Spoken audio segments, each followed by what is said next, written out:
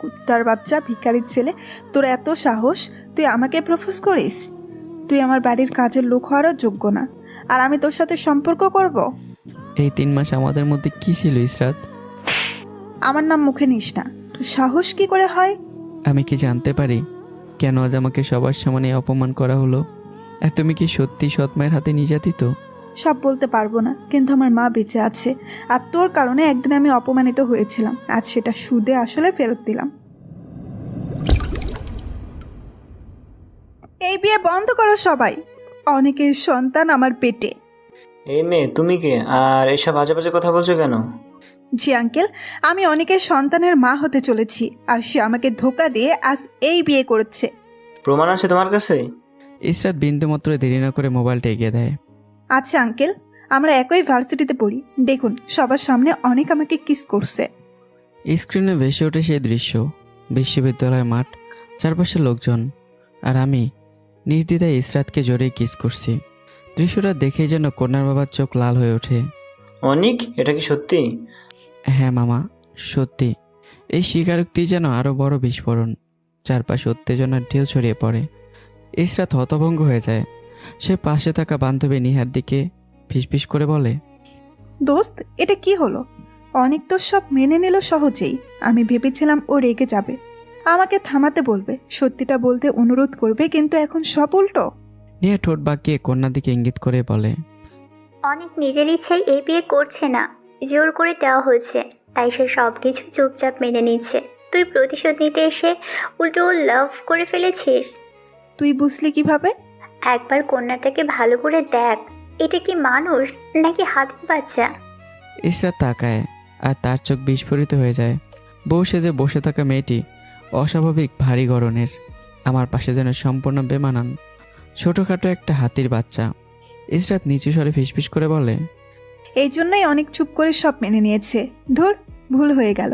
এই বিয়েটা হলে সেটাই তো হতো আমার সবচেয়ে বড় প্রতিশোধ। নিহা তাড়াতাড়ি বলে ওঠে, এখন প্রতিশোধের কথা ভুলে যা, বিয়ে তো ভেঙেই গেছে, এখান থেকে পালা, না হলে উল্টা তোকে বিয়ের পিড়িতে বসিয়ে দিবে। ভয়ে শীতল স্রোত বয়ে যায় ইসরাতের শরীর জুড়ে। আর এক মুহূর্ত দেরি না করে সে দ্রুত ভিড় ঠেলে বেরিয়ে যায়। অন্যদিকে কন্যার বাবা ক্ষোভে ফেটে পড়ছেন। আপা, আপনার সৎ ছেলের চরিত্র ভালো না। একটা মেয়ের সঙ্গে এই কাণ্ড, আজ যদি সেই মেয়ে মামলা করে তখন কি হবে? আমি আমার মেয়ের বিয়ে এই ছেলের সঙ্গে দিচ্ছি না। আর আমার সৎ মা কাপা কণ্ঠে বলেন, ভাই, তুমি এমন বলছো কেন? একটু ভাবো। কিন্তু তিনি থামেন না, কণ্ঠে হুমকির ঝাঁজ। বিয়ে যেতে হবে না, 2 দিনের মধ্যে আমার 10 লক্ষ টাকা ফেরত দিবে, সাথে বিয়ের সব খরচ। না হলে আমি কি করবো তুমি ভালো করে বোঝোই তো। এই বলে তিনি ঝড়ের মতো বেরিয়ে যান। ধীরে ধীরে একে একে মেহমানরা সরে যায়। মুহূর্ত আগের জমজমাট বিয়ের আসর এখন ভাঙ্গা স্বপ্নের মতো নিঃশব্দ, ভারী এবং অস্বস্তিকর। আমি বেড়ের মাঝে দাঁড়িয়ে ঠোঁটের কোণে এক অদ্ভুত হাসি টেনে মনে মনে বললাম, শালিক কাল নাগিনী, প্রতিশোধ নিতে এসে আমারই সবচেয়ে বড় উপকার করে গেলি। আমি তো এমনিতেই মুটকিকে বিয়ে করতে চাইনি। সৎ মা তার ভাইয়ের কাছ থেকে 10 লক্ষ টাকা নিয়ে এখন তার বদলে আমাকে বলে দিচ্ছিল। কিন্তু আমার সেই গোপন স্বস্তি স্থির হলো না এক মুহূর্ত। হঠাৎ পিছন থেকে এক প্রচণ্ড আঘাত। আমার শরীর কুঁকড়ে গেল। কিছু বোঝে ওঠার আগেই এলোপাতারি কিলকুশি লাথির বৃষ্টি নেমে এলো আমার উপর। চোখের সামনে অন্ধকার নেমে আসে। আমি ঘুরে দাঁড়ানোর আগে বুঝে যাই আজ আমার জন্য অপেক্ষা করছে আরেকটা নরক যন্ত্রণা। আমার 2 সৎ ভাই রকি আর মুন্না নির্দয়ভাবে আমাকে পেটাতে পেটাতে টেনে এসে বাড়ির বাইরের দিকে নিয়ে যেতে লাগলো। এই যেন তাদের নিত্যদিনের রুটিন, আমাকে শাস্তি দেওয়া, তার উপর অত্যাচার চালানো। অন্যদিকে রাস্তার এক কোণে দাঁড়িয়ে হাঁপাতে হাঁপাতে ইসরাত নিজের মনে বিড়বিড় করে বলে, কি ভুলটাই না করলাম আজ। কি সুন্দরভাবে ওই হারামিটা একটা হাতের বাচ্চাকে বিয়ে করছিল, কি দারুণ প্রতিশোধ হতো। তার কণ্ঠে আফসোস, কিন্তু সে জানে না তার একটি সিদ্ধান্ত কার জীবনে কি ভয়ঙ্কর ঝড় এনে দিয়েছে। এইদিকে আমাকে বাড়িতে এনে হাত পা শক্ত করে বেঁধে ফেলা হলো। একটা লোহার খুন্তি আগুনে লাল করে তোলা হচ্ছে। তারপর ধীরে ধীরে সেটা আমার পিঠে ছোঁয়ানো হলো। দ্বন্দ্ব চামড়ার গন্ধে ঘর ভরে উঠল। আমি ছটফট করতে লাগলাম। চোখ দিয়ে অঝরে পানি পড়ছে, কিন্তু মুখে বাঁধা কাপড়ের কারণে কোনো শব্দ বেরোচ্ছে না। প্রতিটি দগ্ধ জায়গায় যখন চামড়া উঠে যাচ্ছে তখন সেখানে ছিটিয়ে দেওয়া হচ্ছে শুকনো মরিচের গুঁড়ো আর লবণ। যন্ত্রণায় আমার শরীর কাঁপছে। শ্বাস নিতে কষ্ট হচ্ছে। মনের ভিতর শুধু একটাই আরতি, হে আল্লাহ, আমাকে মরে যেতে দাও, আমাকে নিয়ে যাও, আমি আর এই যন্ত্রণা সইতে পারছি না। আর ঠিক সেই সময় পাশের রুমে আমার বাবা নিশ্চিন্তে টিভি দেখছেন, যেন এই বাড়িতে কিছুই ঘটছে না। নিষ্ঠুর নীরবতা। হঠাৎই দরজায় কলিং বেল বেজে উঠল। রকি গিয়ে দরজা খুলতেই দেখে দামি পোশাক পরা মধ্যবয়সী এক ভদ্রলোক দাঁড়িয়ে আছেন। তার চোখে অদ্ভুত এক স্থিরতা। লোকটা শান্ত গলায় জিজ্ঞাসা করলো, এটা কি অনিকের বাসা? ভেতর থেকে এগিয়ে এসে আমার সৎ মা কটুভাবে বললেন, কেন? অনিকের কি দরকার আমাকে বলেন, আমি ওর মা। লোকটি হালকা হেসে বলল, আপনার সাথে একটা ব্যবসায়িক কথা আছে। লোকটির ঠোঁটে ঠান্ডা হাসি ফুটে উঠল। ঘুরিয়ে না বলে সোজা বলেন। পুরুকুসকে জবাব দিলেন তিনি। শুনেছি আপনার ভাই আপনার কাছে 10 লক্ষ টাকা পায়। হ্যাঁ পায়, তারপর? আমি যদি আপনাকে 40 লক্ষ টাকা দিই, তাহলে কি আপনি অনিককে আমার কাছে বিক্রি করে দিবেন? এক মুহূর্তে ঘরের বাতাস বদলে গেল। আমার সৎ মা, রকি, মুন্না তিনজনের চোখ একসাথে বিস্ফোরিত হয়ে উঠল। লোভের ঝিলিক স্পষ্ট। আপনি মজা করছেন? লোকটি এবার ব্যাগ তুলে টেবিলে রাখলো। না, টাকা এনেছি, সাথে এগ্রিমেন্ট পেপারও আছে। আপনি সাইন করবেন, ওর বাবা সাইন করবে, আর অনিকও। কথাগুলো যেন বিষের মতো মিষ্টি। এক মুহূর্ত দেরি না করে রকি আর মুন্না ভেতর থেকে আধমরা আমাকে টেনে নিয়ে এলো। আমার শরীর ক্ষতবিক্ষত, চোখে যন্ত্রণা আর ক্লান্তির ছাপ, কিন্তু কাপড় চোপড় পরিয়ে দিল যেন লোকটা কিছু বুঝতে না পারে। তারা যা বলছে আমি নীরবে মাথা নেড়ে মানছি, কারণ এই নরক থেকে বের হওয়ার জন্য যে কোনো পথই আমার কাছে মুক্তি। কাগজে একের পর এক সই পড়ে। অবশেষে 40 লক্ষ টাকার বিনিময়ে আমাকে, মানে একটা মানুষকে বিক্রি করে দেওয়া হলো। লোকটি শান্তভাবে টাকা বুঝিয়ে দিয়ে আমাকে নিজের সাথে করে নিয়ে বেরিয়ে গেল। বাড়ির দরজা বন্ধ হয়ে গেল ধীরে ধীরে, আর ভেতরে রয়ে গেল শুধু লোভের গন্ধ আর এক মানুষের বিক্রির নীরব সাক্ষী হয়ে থাকা দেয়ালগুলো। গাড়িটা অন্ধকারের রাস্তা চিরে এগিয়ে চলছে। জানালার বাইরে আলো ছায়ায় খেলা, আর ভেতরে নীরবতা, এক অদ্ভুত চাপা উত্তেজনা। আমি চুপচাপ বসে আছি, চোখের কোণে ক্লান্তি, শরীরে যন্ত্রণার ছাপ, তবুও আমার দৃষ্টি স্থির হয়ে আছে পাশের মানুষটার দিকে। মনে একের পর এক প্রশ্ন ঘুরপাক খাচ্ছে। কে এই লোকটা? কেন আমাকে এত টাকা দিয়ে কিনলো? আমার সঙ্গে কি করবে? হঠাৎ সে নীরবতা ভাঙলো। লোকটা নিজেই বলল, আমি আসলাম খান, খান টেক্সটাইল ইন্ডাস্ট্রির কর্ণধর, আর আমি তোমার গার্লফ্রেন্ড ইসরাতের বাবা। একটু থেমে ঠান্ডা গলায় আবার যোগ করলো, আমি যেন বিদ্যুৎ পিষ্ট। আমার বুক ধুক করে উঠল। কি? ওই কালনাগিনীর বাবা? মনে মনে আমি চমকে উঠলাম। আসলাম খান ইতিমধ্যে ফোন বের করে কল করলেন তার স্ত্রী কোহিনূর বেগমকে। ও পাশে ফোন ধরতেই, তুমি ইসরাতকে নিয়ে তোমার বাবার বাড়ি চলে এসো। কোহিনূর বেগম বিস্মিত কণ্ঠে জিজ্ঞাসা করলো, এত রাতে কি হয়েছে? আসলাম খানের কণ্ঠে বিরক্ত আর কঠোরতা। তোমার মেয়ের পিছনে একটা সাইকো আগে থেকে লেগে আছে। সেই সাইকোর জন্য কোনো ভালো সম্পর্ক আসে না। এর মধ্যে তোমার মেয়ের আচার ব্যবহার খুব জঘন্য।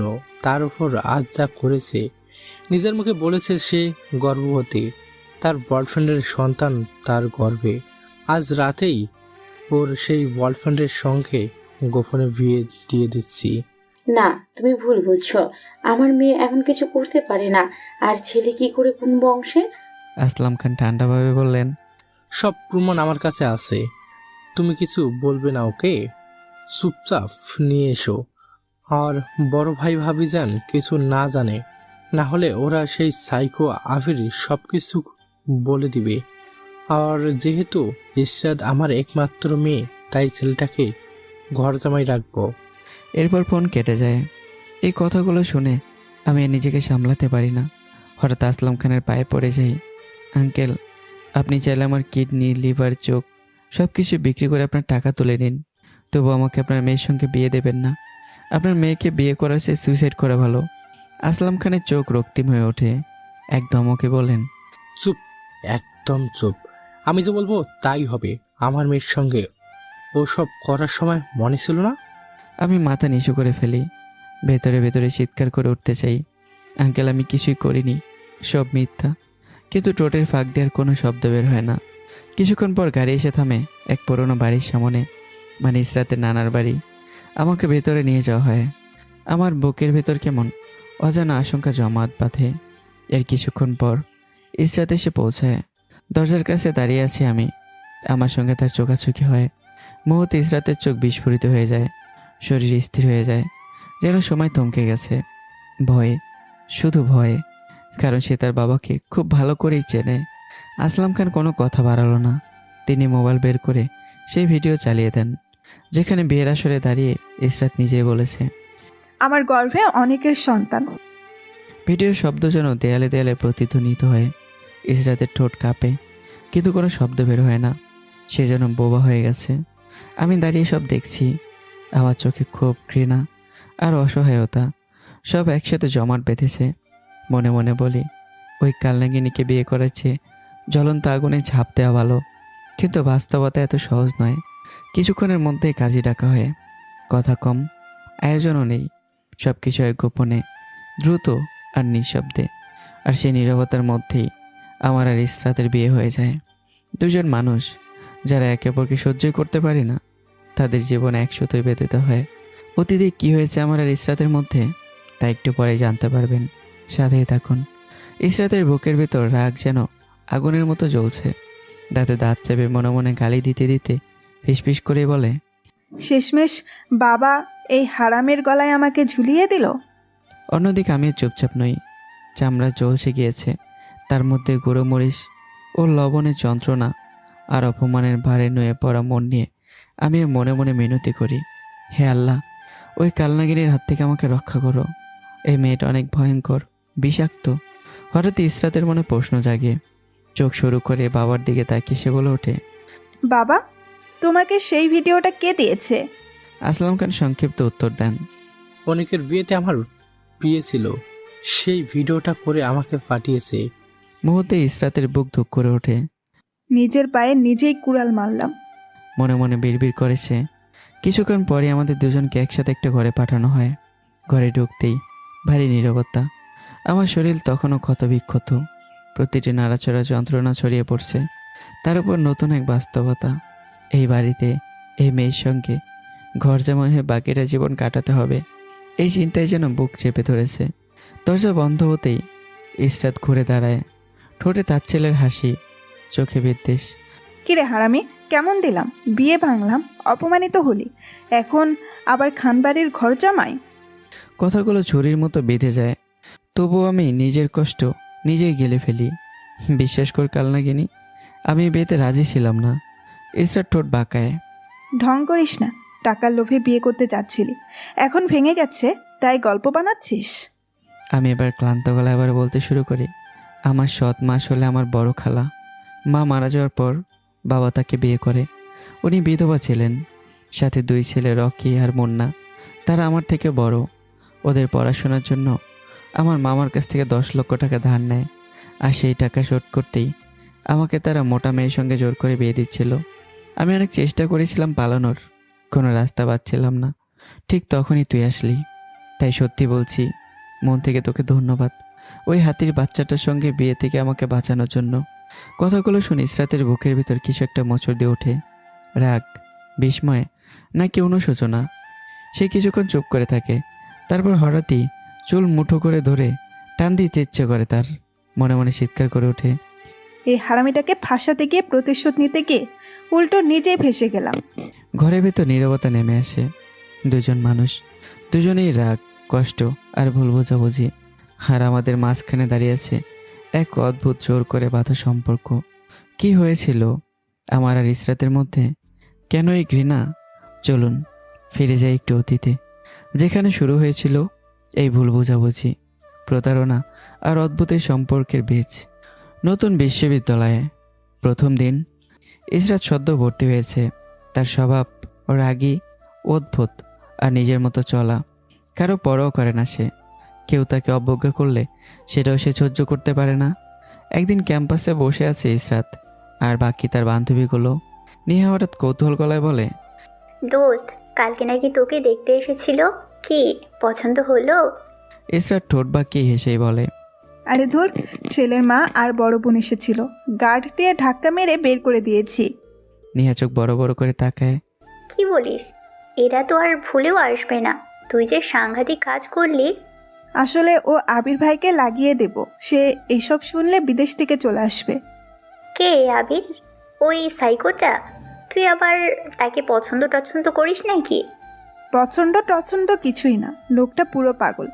আমার জন্য মানুষ খুন করতেও দুইবার ভাবে না। আমাদের এলাকার এমপির ছেলে রানা আমার হাত ধরেছিল, ওর হাত কেটে দিয়েছে। এমন পাগলকে ভালোবাসার প্রশ্নই ওঠে না, তবে দরকারে ব্যবহার করি। ঠিক তখনই তাদের সম্বন্ধে আমি হেঁটে যাচ্ছিলাম। সাধারণ চেহারা, চুপচাপ স্বভাব, মেয়েদের থেকে দূরে থাকাই আমার অভ্যাস। পরিবারের কেউ জানে না যে আমি লুকিয়ে টিউশনি করে নিজের পড়ার খরচ চালাই। আমার সৎ মার ভাইরা তো জানেই না যে আমি পড়াশোনা করছি। আমার নিজের এই একটাই হিসাব, মেয়েদের সাথে কথা মানেই সম্পর্ক, আর সম্পর্ক মানেই খরচ, যা আমার পক্ষে অসম্ভব। ইসরাত হঠাৎ আমাকে ডাক দেয়, এই মিস্টার খ্যাত, গেও ভূত, এদিকে আয়। কিন্তু আমি একবারও ফিরে তাকাই না, যেন আমি কিছুই শুনিনি। নির্লোভভাবে হেঁটেই চলে যাই। এই অবহেলা ইসরাতের অহংকারে আগুন ধরিয়ে দেয়। চারপাশে নিহা আর অন্যরা হেসে ওঠে। তুই একটা জিনিস দোস্ত, ওর নাম অনিক, কোনো মেয়ের দিকে তাকায় না, পাত্তাও দেয় না। ইসরাত চোখ শুরু করে বলে, কোনো রিলেশন করে না। অনেক মেয়ে প্রপোজ করেছে, কিছুই হয়নি। এই কথাটা যেন চ্যালেঞ্জ হয়ে দাঁড়ায়।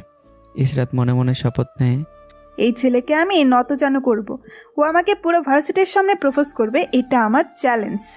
পরদিন আমি ক্যাম্পাসের এক কোণে একা বসে আছি। ইসরাত ধীরে ধীরে এসে আমার পাশে বসে পড়ে।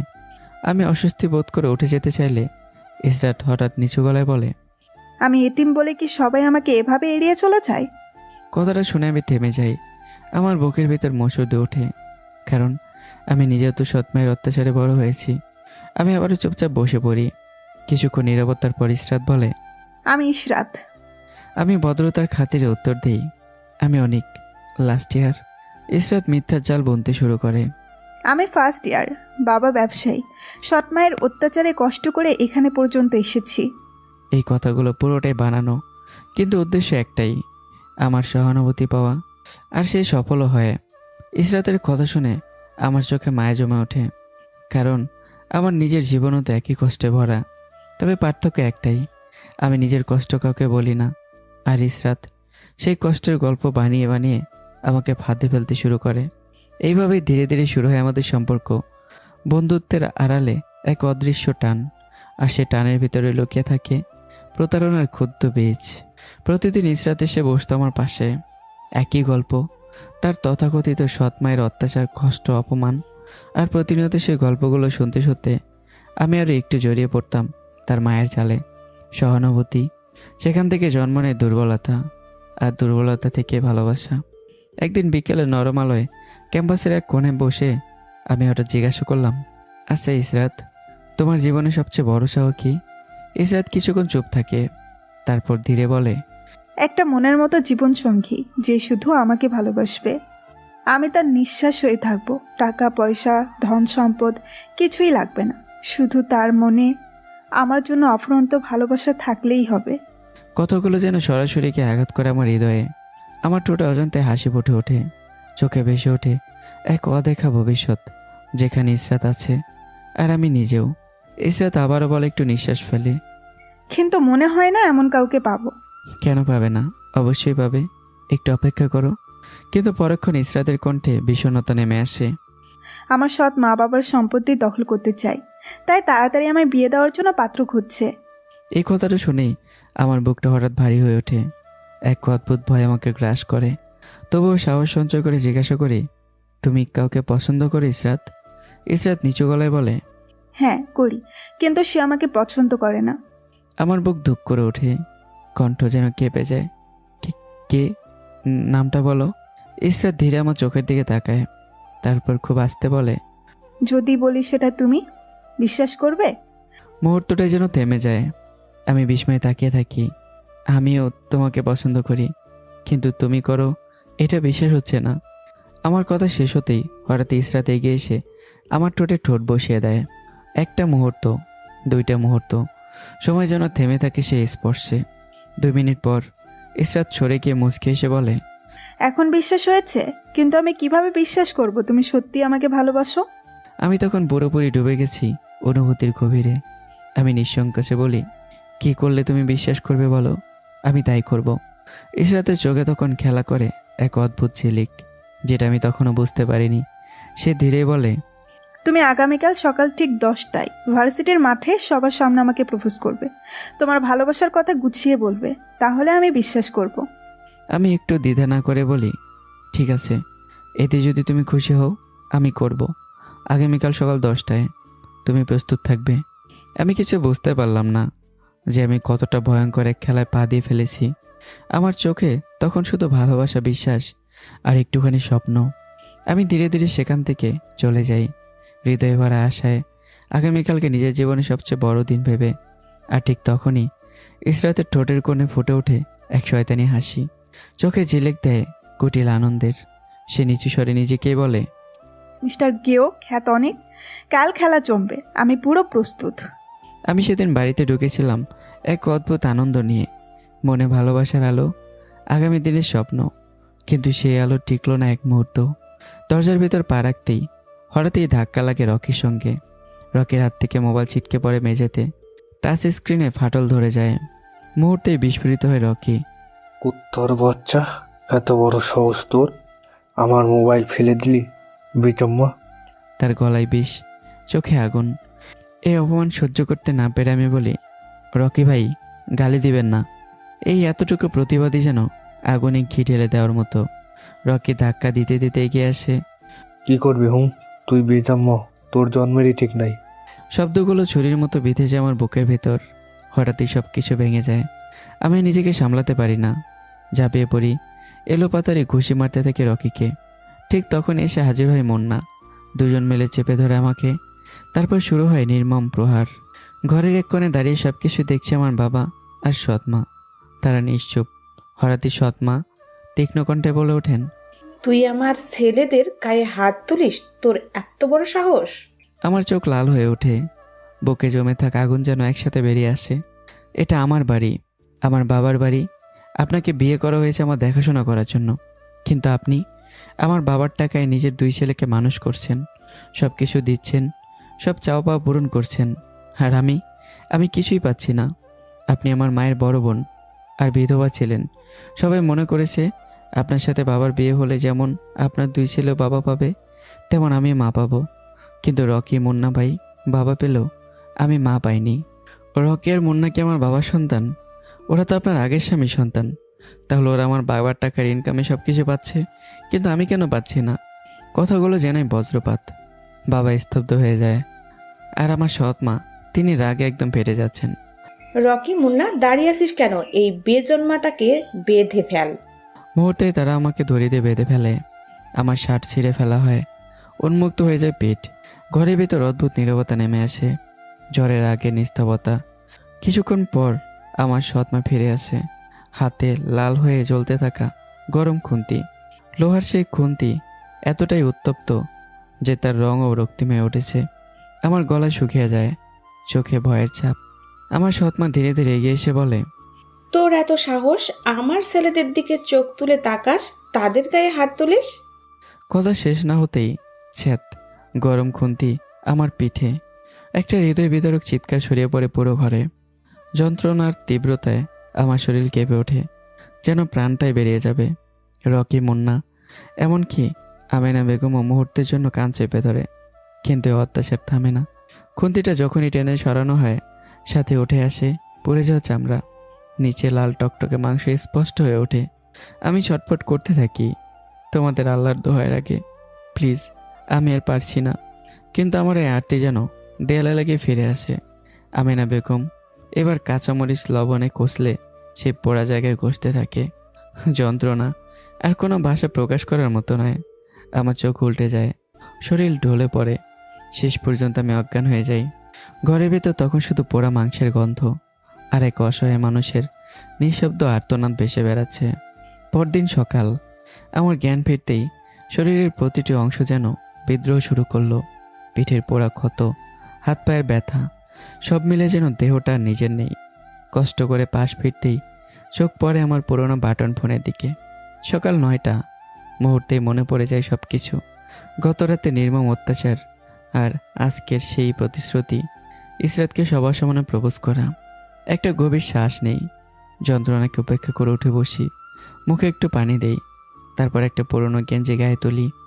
কিন্তু কাপড়টা পেটের কোতে ছোঁয়া লাগতেই এক তীব্র জ্বালা যেন আগুনের মতো ছড়িয়ে পড়ে শরীরে। তবুও থামলাম না, কারণ আমার বিশ্বাস আজ আমি এমন একজনকে পাবো যে আমাকে বুঝবে, যে আমার মতোই কষ্টের ভিতর দিয়ে বড় হয়েছে, যে আমাকে ভালোবাসে। কিন্তু আমি জানি না আমি আসলে নিজের জীবনে সবচেয়ে বড় ভুলের দিকে এগিয়ে যাচ্ছি। বিশ্ববিদ্যালয়ের মাঠ আজ অস্বাভাবিকভাবেই বীরাক্রান্ত। মাঝখানে দাঁড়িয়ে ইসরাত, চোখে এক অদ্ভুত স্থিরতা। আমি ধীরে ধীরে এগিয়ে যাই, প্রতিটি পদক্ষেপে শরীর কেঁপে ওঠে, তবুও থামি না। হাতে একটা লাল গোলাপ। ইসরাতের সামনে গিয়ে হাঁটু গেড়ে বসে পড়ি, চারদিকে নিস্তব্ধ। তখন আমি বলতে শুরু করি, ইসরাত, জীবনে কখনো কাউকে কিছু দেওয়ার মতো কিছু ছিল না আমার। না টাকা, না নিশ্চিন্ত একটা ভবিষ্যৎ, শুধু ছিল কিছু কষ্ট, কিছু না বলা গল্প। তুমি যখন আমার পাশে বসেছিলে, প্রথমবার মনে হয়েছিল কেউ আছে যে আমার নীরবতাকে বুঝতে পারে। তোমার চোখে আমি নিজের কষ্টের প্রতিচ্ছবি দেখেছি, আর সেই প্রতিচ্ছবিতেই আমি খুঁজে পেয়েছি আমার পৃথিবী। আমি জানি না আমি তোমাকে সুখ দিতে পারবো কিনা, কিন্তু আমি প্রতিশ্রুতি দিতে পারি আমার শেষ নিঃশ্বাস পর্যন্ত তোমাকে আগলে রাখবো। ইসরাত, তুমি কি আমার হবে? মাঠ জুড়ে নীরবতা। ইসরাত এগিয়ে এসে গোলাপটা হাতে নেয়। আমার মুখে ছড়িয়ে পড়ে অপরিসীম আনন্দের আলো। মনে হয় আমার সব কষ্টই যেন সার্থক। কিন্তু পর মুহূর্তেই দুটি জোরালো থাপ্পড় পড়ে আমার গালে। সব কিছু যেন থেমে যায়। আমি স্তব্ধ, চোখ দিয়ে নীরবে জল গড়িয়ে পড়ছে। লজ্জা, অপমান আর অবিশ্বাসে ভেঙে পড়ি আমি। ইসরাত গর্জে ওঠে, কুত্তার বাচ্চা, ভিখারির ছেলে, তোর এত সাহস! তুই আমাকে প্রপোজ করিস? তুই আমার বাড়ির কাজের লোক হওয়ারও যোগ্য না, আর আমি তোর সাথে সম্পর্ক করব? আমি অসহায় দৃষ্টিতে তাকিয়ে থাকি। তাহলে এই 3 মাস আমাদের মধ্যে কি ছিল ইসরাত? মুহূর্তে আরেকটা চর। আমার নাম মুখে নিস না। তোর সাহস কি করে হয়? আমি চোখ মুছে বলি, আমি কি জানতে পারি কেন আজ আমাকে সবার সামনে অপমান করা হলো? আর তুমি কি সত্যি সৎমায়ের হাতে নির্যাতিত? ইসরাত ঠান্ডা হাসে। সব বলতে পারবো না, কিন্তু আমার মা বেঁচে আছে, আর তোর কারণে একদিন আমি অপমানিত হয়েছিলাম। আজ সেটা সুদে আসলে ফেরত দিলাম। আমার বুকটা ভেঙে চোরমার হয়ে যায়। শুনেছিলাম নারীরা ছলনাময়ী হয়, আজ তার প্রমাণ পেলাম। আচ্ছা, তুমি কি সব কিছু এভাবেই সুদে আসলে ফেরত দাও? ইসরাত গর্বের সাথে বলে। 100তে 100, কোনো মিস নাই। মুহূর্তের মধ্যে সব কিছু স্তব্ধ হয়ে যায়। তারপর আমি হঠাৎ করে উঠে দাঁড়িয়ে ইসরাতকে টেনে নেই, আর তার ঠোঁটে নিজের ঠোঁট চেপে ধরি।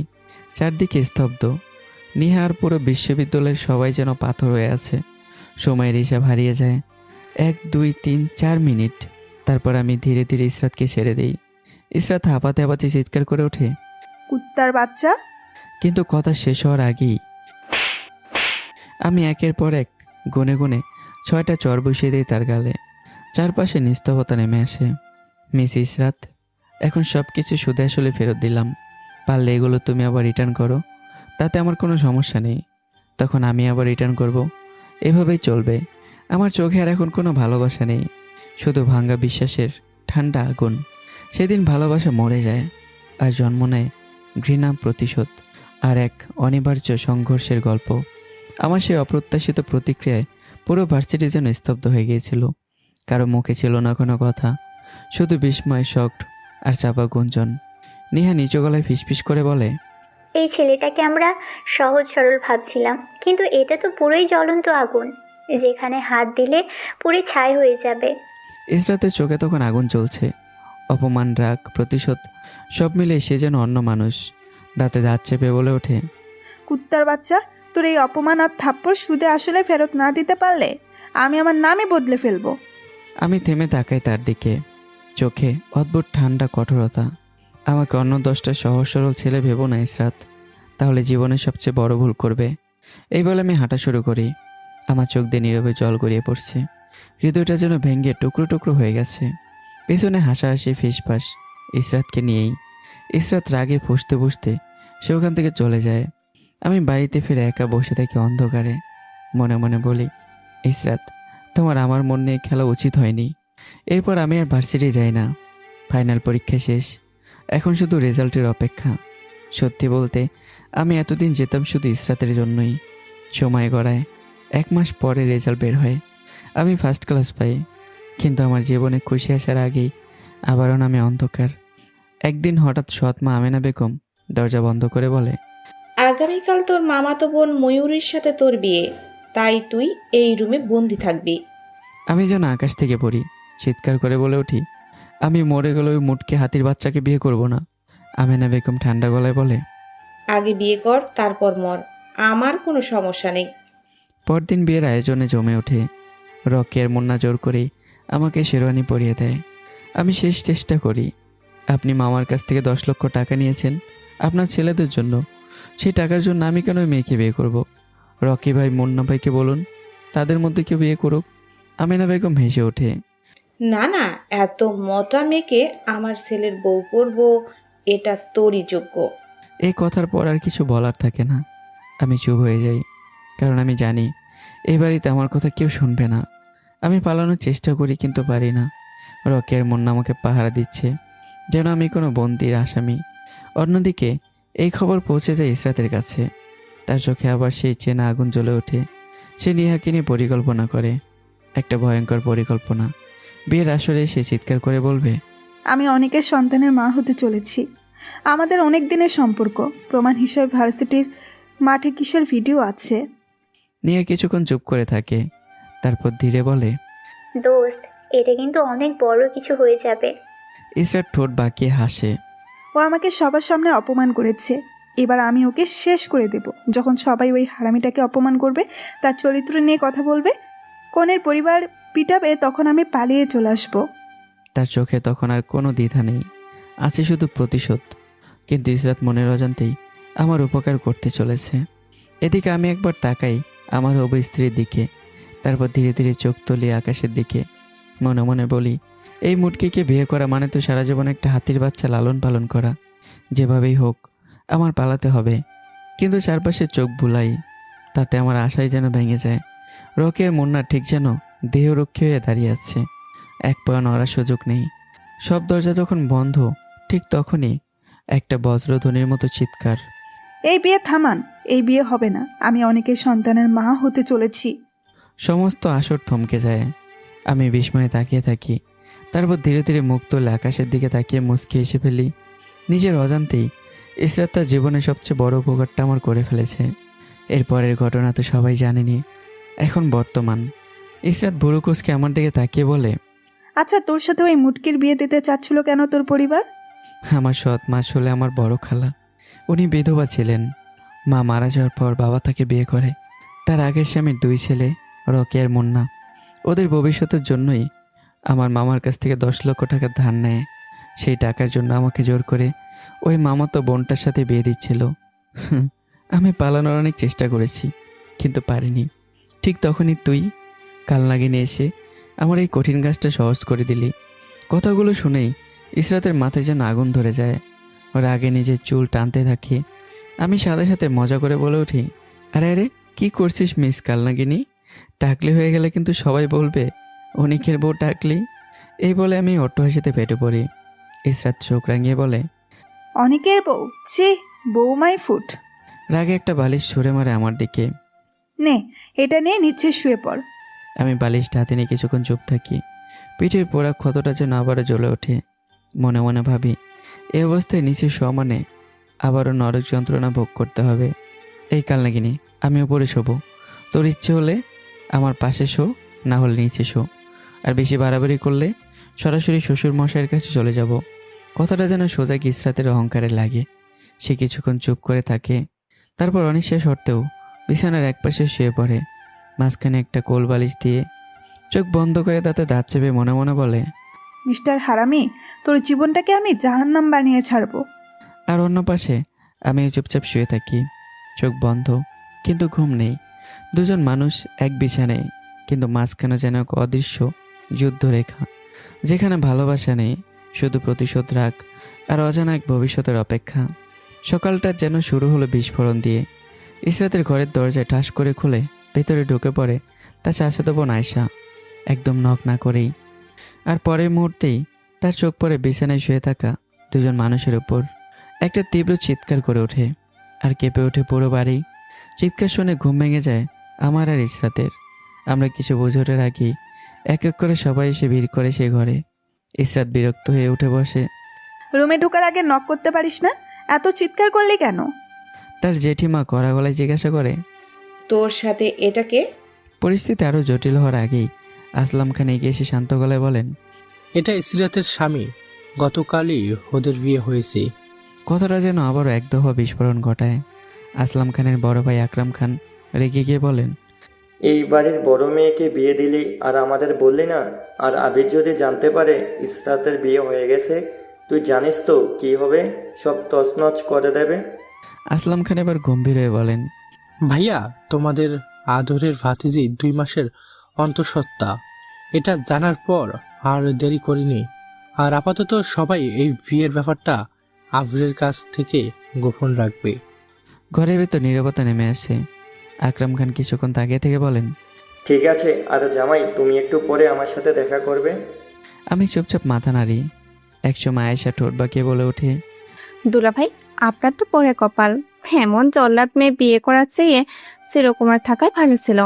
এই কথা শুনে ইসরাত তেড়ে ওঠে। যাবি নাকি থাপ্পড় খাবি? আয়েশা হেসে বেরিয়ে যায়। সবাই চলে যাওয়ার পর ঘরে শুধু 3 জন, আসলাম খান, আমি আর ইসরাত। আসলাম খান চেয়ার টেনে বসে বলেন, অনেক তোমাকে কিছু প্রশ্ন করি। জি করুন। আসলাম খান চোখ সরু করে তাকালো। তুমি আমার মেয়ের মধ্যে এমন কি দেখলে যে তাকে পছন্দ করলে? সে তো ছেলেদের মতো বকাটে, ফেয়াদব, বলতে গেলে নির্লজ্জ, বেহায়া। আমি কিছুক্ষণ চুপ থাকি, তারপর ধীরে ধীরে সব বলতে শুরু করি। ইসরাতের সেই মিথ্যে গল্পগুলো, সৎমায়ের অত্যাচারের কথা, তার প্রতি আমার নিজের দুর্বল হয়ে পড়া। শুধু বাদ দেই সেই দিনের অপমান, থাপ্পড় আর প্রপোজালের ঘটনা। শেষে আবারও বলি, এসব শুনে আমি ওর প্রতি দুর্বল হয়ে পড়ি। কিন্তু পরে জানতে পারি সবই মিথ্যা। কথাগুলো শুনে ইসরাতের চোখ লাল হয়ে ওঠে।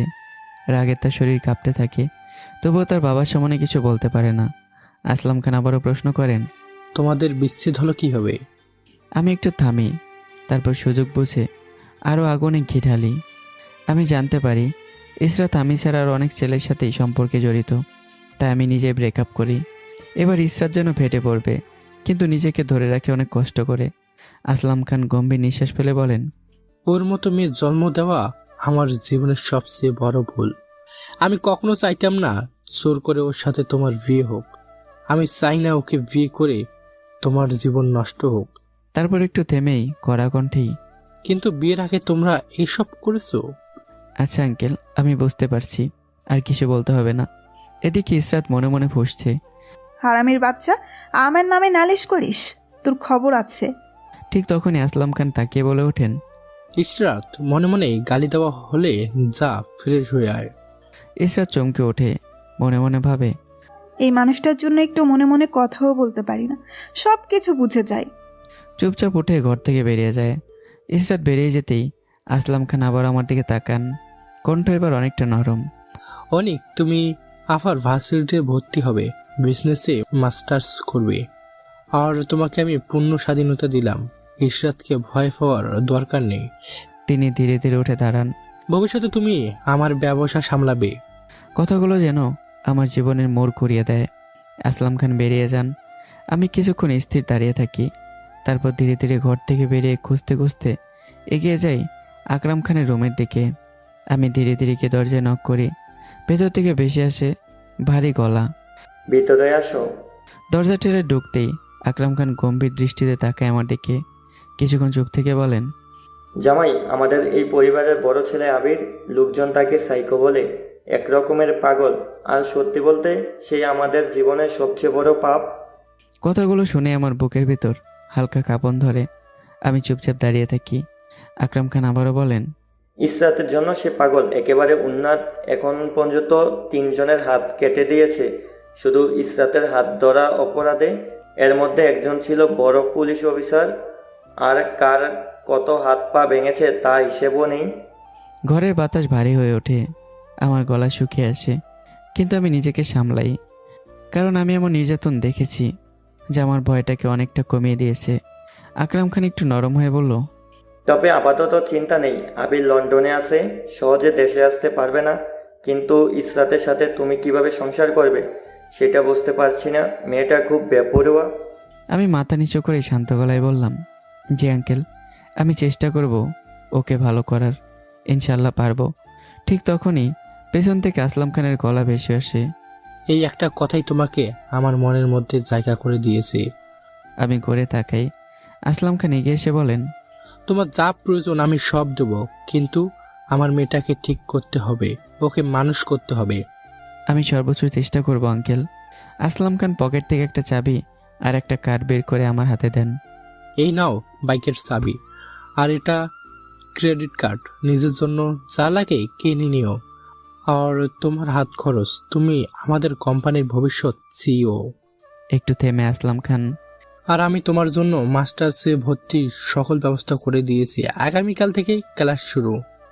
আকরাম খান এবার গম্ভীর কণ্ঠে বলে, আরেকটা কথা, যদি কখনো আবির দেশে ফিরে আসে তাহলে শান্ত হয়ে দাঁড়াতে হবে তোমাকে। মনে রাখবে, দুনিয়ার শত্রুদের বক্ত নরমের জম। কথাগুলো যেন আমার মাথায় গেঁথে যায়। আমি ঘর থেকে বেরিয়ে আসি। মনে মনে ভাবি, এই কালনাগিনী তো ডেঞ্জারাস, পুরো পরিবারের বদনাম তার জন্য। কিন্তু এই আবিরটা আসলে কি জিনিস? তারপর নিজের মনে হেসে ফেলি। যাক, আপাতত 6 মাস ভার্সিটিতে এনজয় করি, তারপর দেখা যাবে। হঠাৎই পেছন থেকে এক লোক ডাকে। আপনি অনেক। আমি ঘুরে তাকাই। হ্যাঁ, কেন? লোকটি ভদ্রভাবে বলে, আসলাম স্যার আমাকে পাঠিয়েছেন আপনার গেট আপ, হেয়ার স্টাইল আর চলাফেরার স্টাইল পরিবর্তন করার জন্য। আমি কিছু না বলে তার সাথে চলে যাই। অন্যদিকে ইশরাত বাসা থেকে বের হয়ে আসে। ভার্সিটিতে যাওয়ার জন্য একটা বাইকে উঠে বসে, আর পর মুহূর্তেই সে শক্ত করে জড়ে ধরে সেই বাইকারকে। দৃশ্যটা দূর থেকে দেখে ফেলে আমি। এক মুহূর্তের জন্য আমার বুকের ভেতরটা হাহাকার করে ওঠে। একটা অদ্ভুত কষ্ট সে চেপে ধরে, কিন্তু পরক্ষণে আমি নিজেকে সামলে নেই। চোখে ভেসে ওঠে ঠান্ডা দৃঢ়তা। মনে মনেই বলি, আজকে যাও মিসেস কালনাগিনী, কাল থেকে তুমি আমার হাতের মুঠোয় চলে আসবে। আমার ঠোঁটে ধীরে ধীরে ফুটে ওঠে এক রহস্যময় হাসি, যেখানে ভালোবাসা নেই, আছে পরিকল্পনা। ঘরের দরজা বন্ধ, ভেতরে বাড়ি নীরবতা। সামিয়া খান ধীরে ধীরে এগিয়ে এসে আকরাম খানের সামনে দাঁড়ালেন। চোখে কটাক্ষ, ঠোঁটে বিদ্রুপ। তুমি এত ভালো কবে থেকে হলে? আকরাম খান বুড়ুকুসকে তাকালেন। হঠাৎ এমন কথা কেন বলছো? সামিরা খান ঠান্ডা গলায় বললেন, তুমি খুব ভালো করেই জানো ইস্তিরাসের বিয়ে এই গরিব ছেলের সাথে হবে, আর তার মানে এই বিশাল সম্পত্তি আমাদের হাত ছাড়া। আর তুমি এত শান্ত কিভাবে? স্ত্রীর কথাগুলো শেষ হতেই আকরাম খানের চোখে রাগ জ্বলে উঠল। কিন্তু আসলাম আমাদের কিছু না জানিয়ে বিয়ে দিয়েছে তার মেয়েকে, তখন আমি কি করতাম বলো? তাই ভালো মানুষের মুখোশ পরে থাকলাম। তার ঠোঁটে ধীরে ধীরে ফুটে উঠল এক ভয়ঙ্কর হাসি। আর তোমার ছেলে আবির একটা সাইকো, মেন্টাল। ওর মতো ছেলের হাতে আসলাম কোনোদিন তার মেয়েকে দেবে না, এটা আমরা দুজনেই জানি। আর তুমি ভালো করে জানো আসলাম আবির দেশে যেন আসতে না পারে তার ব্যবস্থা করে রাখছে আগে থেকে। সামিরা খান উদ্বিগ্ন হয়ে বললেন, তাহলে কি সব শেষ? আকরাম খান ধীরে ধীরে উঠে দাঁড়ালেন। জানালার দিকে তাকিয়ে কিছুক্ষণ চুপ করে থাকলেন। তারপর ঘুরে দাঁড়িয়ে নিচে ও ঠান্ডা কণ্ঠে বললেন, না, কিছুই শেষ হয়নি। ঘরের বাতাস যেন থমকে গেল। ওই ভিখারি ছেলেটাকে একটা মিথ্যা অভিযোগে ফাঁসাবো, না হলে একেবারে উপরে পাঠিয়ে দেব। সামিরা খান চমকে উঠলেও পরক্ষণে ঠোঁটে হাসি ফুটে ওঠে। তারপর? আকরাম খান ধীরে ধীরে বলে, তারপর আসলামের মেয়ে হবে ডিভোর্সি বা বিধবা, আর তখন মানবতার হাত বাড়িয়ে আমাদের আবিরটাকে বিয়ে করবে। ঘরে অট্টহাসিতে গুঞ্জরিত হয়। দুজনের হাসি দেয়ালের সাথে ধাক্কা লেগে ফিরে আসে। অন্যদিকে এক ভয়ঙ্কর সত্য। বিকেলের আলো নিস্তেজ। আসলাম খান বসে আছেন, সামনে রহিম। কি হলো? আমার জামাইকে ঠিক করে দিয়েছো তো সবকিছু? জি স্যার। ছেলেটা কেমন লাগলো? রহিম কিছুক্ষণ চুপ থাকে, তারপর নিচু গলায় বলে, স্যার ছেলেটা খুব সহজ সরল, কিন্তু ভিতরে অনেক আগুন, আর ওর ওপর ভয়ঙ্কর নির্যাতন হয়েছে। আসলাম খান কপাল কুঁচকে বলে, কিভাবে বুঝলে? রহিমের কণ্ঠ ভারী হয়ে আসে। স্যার কাপড় ট্রাই করানোর সময় গেঞ্জি খুলতেই দেখি ওর পিঠটা মানুষের মতো না, মনে হচ্ছিল বারবার অ্যাসিডে ঝলসে পুড়িয়ে দেওয়া হয়েছে তার পিঠ। রহিম একটু থামে। এক জায়গায় এখনো কাঁচা মাংস দেখা যাচ্ছিল, মনে হয়েছে এই তো গতকাল পুড়িয়েছে। গন্ধটা অসহ্য। আসলাম খান হঠাৎ উঠে দাঁড়ালো। কি বলছো তুমি? তার চোখে বিস্ময়, ক্ষোভ আর এক অদ্ভুত মায়া। তিনি ধীরে ধীরে ফিসফিস করে বলেন, এই ছেলেটা এত কষ্ট নিয়ে বেঁচে আছে। পরদিন সকাল, বিশ্ববিদ্যালয়ের গেট, চিরচেনা কোলাহল, আড্ডা, হাসি। হঠাৎ একটা বাইকের তীক্ষ্ণ গর্জনে পুরো পরিবেশ চিড়ে দেয়। সবাই একসাথে তাকায়। গেট দিয়ে ঢুকছে কালো চকচকে R15, ধীরে আত্মবিশ্বাসী ভঙ্গিতে। বাইকটা থামতেই হেলমেট খুলে ফেলে ছেলেটা। আর সেই মুহূর্তে সমস্ত শব্দ যেন স্তব্ধ হয়ে যায়, যেন এক নতুন অনিক। কিন্তু এটা আগের সে অনিক না। চুলে স্টাইল করে কাটা, পরনে নিখুঁত ফিটিং শার্ট, হাতে দামি ঘড়ি, চোখে ঠান্ডা তীক্ষ্ণ আত্মবিশ্বাস। আমি বাইক থেকে নামতেই চারপাশে ফিসফাস ছড়িয়ে পড়ে। ওইটা কি অনেক? অসম্ভব দোস্ত, পুরো হিরো লাগছে। ক্যাম্পাসের একপাশে দাঁড়িয়েছিল ইসরাত আর নেহা। বাইকটা দেখে তারাও তাকায়। প্রথমে চিনতে পারে না, তারপর ইসরাতের চোখ বড় বড় হয়ে যায়। ওটা অনেক? দোস্ত, ও তো পুরো বদলে গেছে। আমি ধীরে ধীরে হাঁটছি। আমার প্রতিটি পদক্ষেপ আত্মবিশ্বাসে ঝরে পড়ছে। মেয়েদের চোখ আটকে আছে আমার ওপর। উফ, আগে খেয়াল করিনি, এত হ্যান্ডসাম, পুরো ক্রাশ। ইসরাত স্থির হয়ে দাঁড়িয়ে থাকে, তার বুকের ভিতর অদ্ভুত কাঁপন। এই ছেলেটা, এই পরিবর্তন, কিভাবে? এই দৃষ্টি সব কিছু তাকে অস্বস্তিতে ফেলে। আমি পাশ দিয়ে হেঁটে যাওয়ার সময় 1 সেকেন্ডের জন্য তাকে ইসরাতের চোখে। সেই দৃষ্টিতে নেই ভালোবাসা, নেই কষ্ট, শুধু ঠান্ডা হিসেবে আগুন। আমার ঠোঁটে ধীরে ধীরে ফুটে ওঠে এক হালকা বাঁকা হাসি। দুপুরের রোদ তখন ক্যাম্পাস জুড়ে ছড়িয়ে পড়ে, হালকা গরম, চারদিকে কোলাহল। কিন্তু সেই ভিড়ের মাঝেই আমার চোখ হঠাৎ আটকে গেল। ইসরাত, সে বসে আছে এক ছেলের সাথে, খুব কাছাকাছি, হাসছে, কথা বলছে, মাঝে মাঝে শরীরও ছুঁয়ে যাচ্ছে। আমার বুকের ভেতরটা হঠাৎ মোচড় দিয়ে উঠল। ছেলেটাকে চিনতে আমার বেশি দেরি হলো না। সাগর, ভালো ভদ্র ছেলে হিসেবে পরিচিত, কিন্তু ইসরাতের সাথে এইভাবে। আমার চোখ ধীরে ধীরে ঠান্ডা হয়ে আসে। আমি সোজা হেঁটে গিয়ে দাঁড়াই তাদের সামনে। আমার কণ্ঠে বিদ্রুপের ধার। কিরে, কাল লাগেনি? তোর কয়টা পুরুষ লাগে? একটা দিয়ে হয় না তোর? কথাটা যেন আগুনে ঘি ঢেলে দিল। ইসরাত মুহূর্তেই তেলে বেগুনে জ্বলে উঠল। কুত্তার বাচ্চা, তুই কি বললি? তোর এত বড় সাহস! কথা শেষ হতেই দুটো জোর থাপ্পড় বসিয়ে দেয় আমার গালে। নিহাও এগিয়ে আসে আরেকটা মারতে, কিন্তু এবার আমি তার হাত শক্ত করে চেপে ধরি। চারপাশে মুহূর্তেই ভিড় জমে যায়। সবাই তাকিয়ে আছে কি হচ্ছে সেটা দেখার জন্য। আমি ধীরে ধীরে হাত ছেড়ে দিয়ে চারদিকে তাকাই। আমার কণ্ঠ ঠান্ডা কিন্তু ধারালো। আমাকে কি তোমরা মন্দিরের ঘণ্টা ভাবছো? যার ইচ্ছে সে বাজিয়ে যাবে? আমি কি ভুল বলেছি? নিহা সামনে এগিয়ে এসে বলে, একটু আগে আপনি আমার বান্ধবীকে কি বললেন? কেন? আপনার বান্ধবী তো আমার বিয়েতে গিয়ে বলেছে সে আমার সন্তানের মা হতে চলেছে। চারপাশে গুঞ্জন ছড়িয়ে পড়ে। আমি মোবাইল বের করে ভিডিওটা প্লে করে দিই। ভিডিওতে সবার সামনে দাঁড়িয়ে ইসরাত বলছে, আমি অনেকের সন্তানের মা। এক মুহূর্তে পুরো ক্যাম্পাস স্তব্ধ, কারো মুখে কথা নেই, চোখ বড় বড় করে তাকিয়ে আছে সবাই। ইসরাতের মুখ ফ্যাকাশ হয়ে যায়। আমি আবারও বলি, আরও একটা কথা, শুনেছি এই মেয়েটা মানে ইসরাত বিবাহিত। আমি তবু এটা বলি না যে ইসরাত আমার স্ত্রী। চারদিকে যেন বিস্ফোরণ ঘটে। কি, বিবাহিত? সত্যি নাকি? নেহা হতবাক। দোস্ত, এটা আমি কি শুনলাম? সত্যি তুই ম্যারিড? সাগর অবাক হয়ে তাকায়। অনেক ভাই যা বলেছে এটা কি সত্যি? ইসরাত মুহূর্তের মধ্যে নিজেকে সামলায়, চোখে রাগ, মুখে অঙ্গীকার। আমি বিবাহিত না, আমার বিয়ে হয় নাই। কথাটা বলেই সে ঘুরে দাঁড়ায়। দ্রুত পায়ে হাঁটা শুরু করে সে। পেছনে ফিসফাস, বিস্ময়, সন্দেহ, সব মিলে এক অস্থির পরিবেশ। হাঁটতে হাঁটতে ইসরাতের চোখে আগুন জ্বলে ওঠে।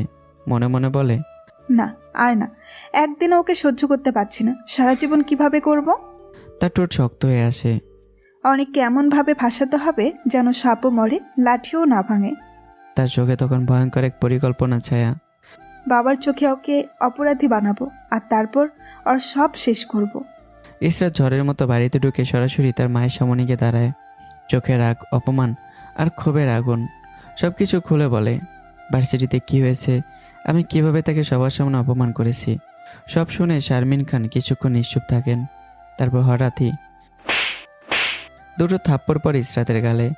ইসরাত হতভঙ্গ হয়ে যায়, গালে হাত দিয়ে কাপা গলায় বলে, মা, তুমি আমাকে মারলে? শারমিন খানের চোখে তখন আগুন। এমনিতে আত্মীয় স্বজনের কাছে তোর চরিত্র, চলাফেরা সব নিয়ে কথা শুনতে হয়, তার মধ্যে তুই এসব নাটক করছিস? ছি। তার কণ্ঠ ঠান্ডা হয়ে আসে। এখন ভাবতে হবে এই ছেলেটাকে কিভাবে তোর জীবন থেকে সরাবো, এই বাড়ি থেকে সরাবো।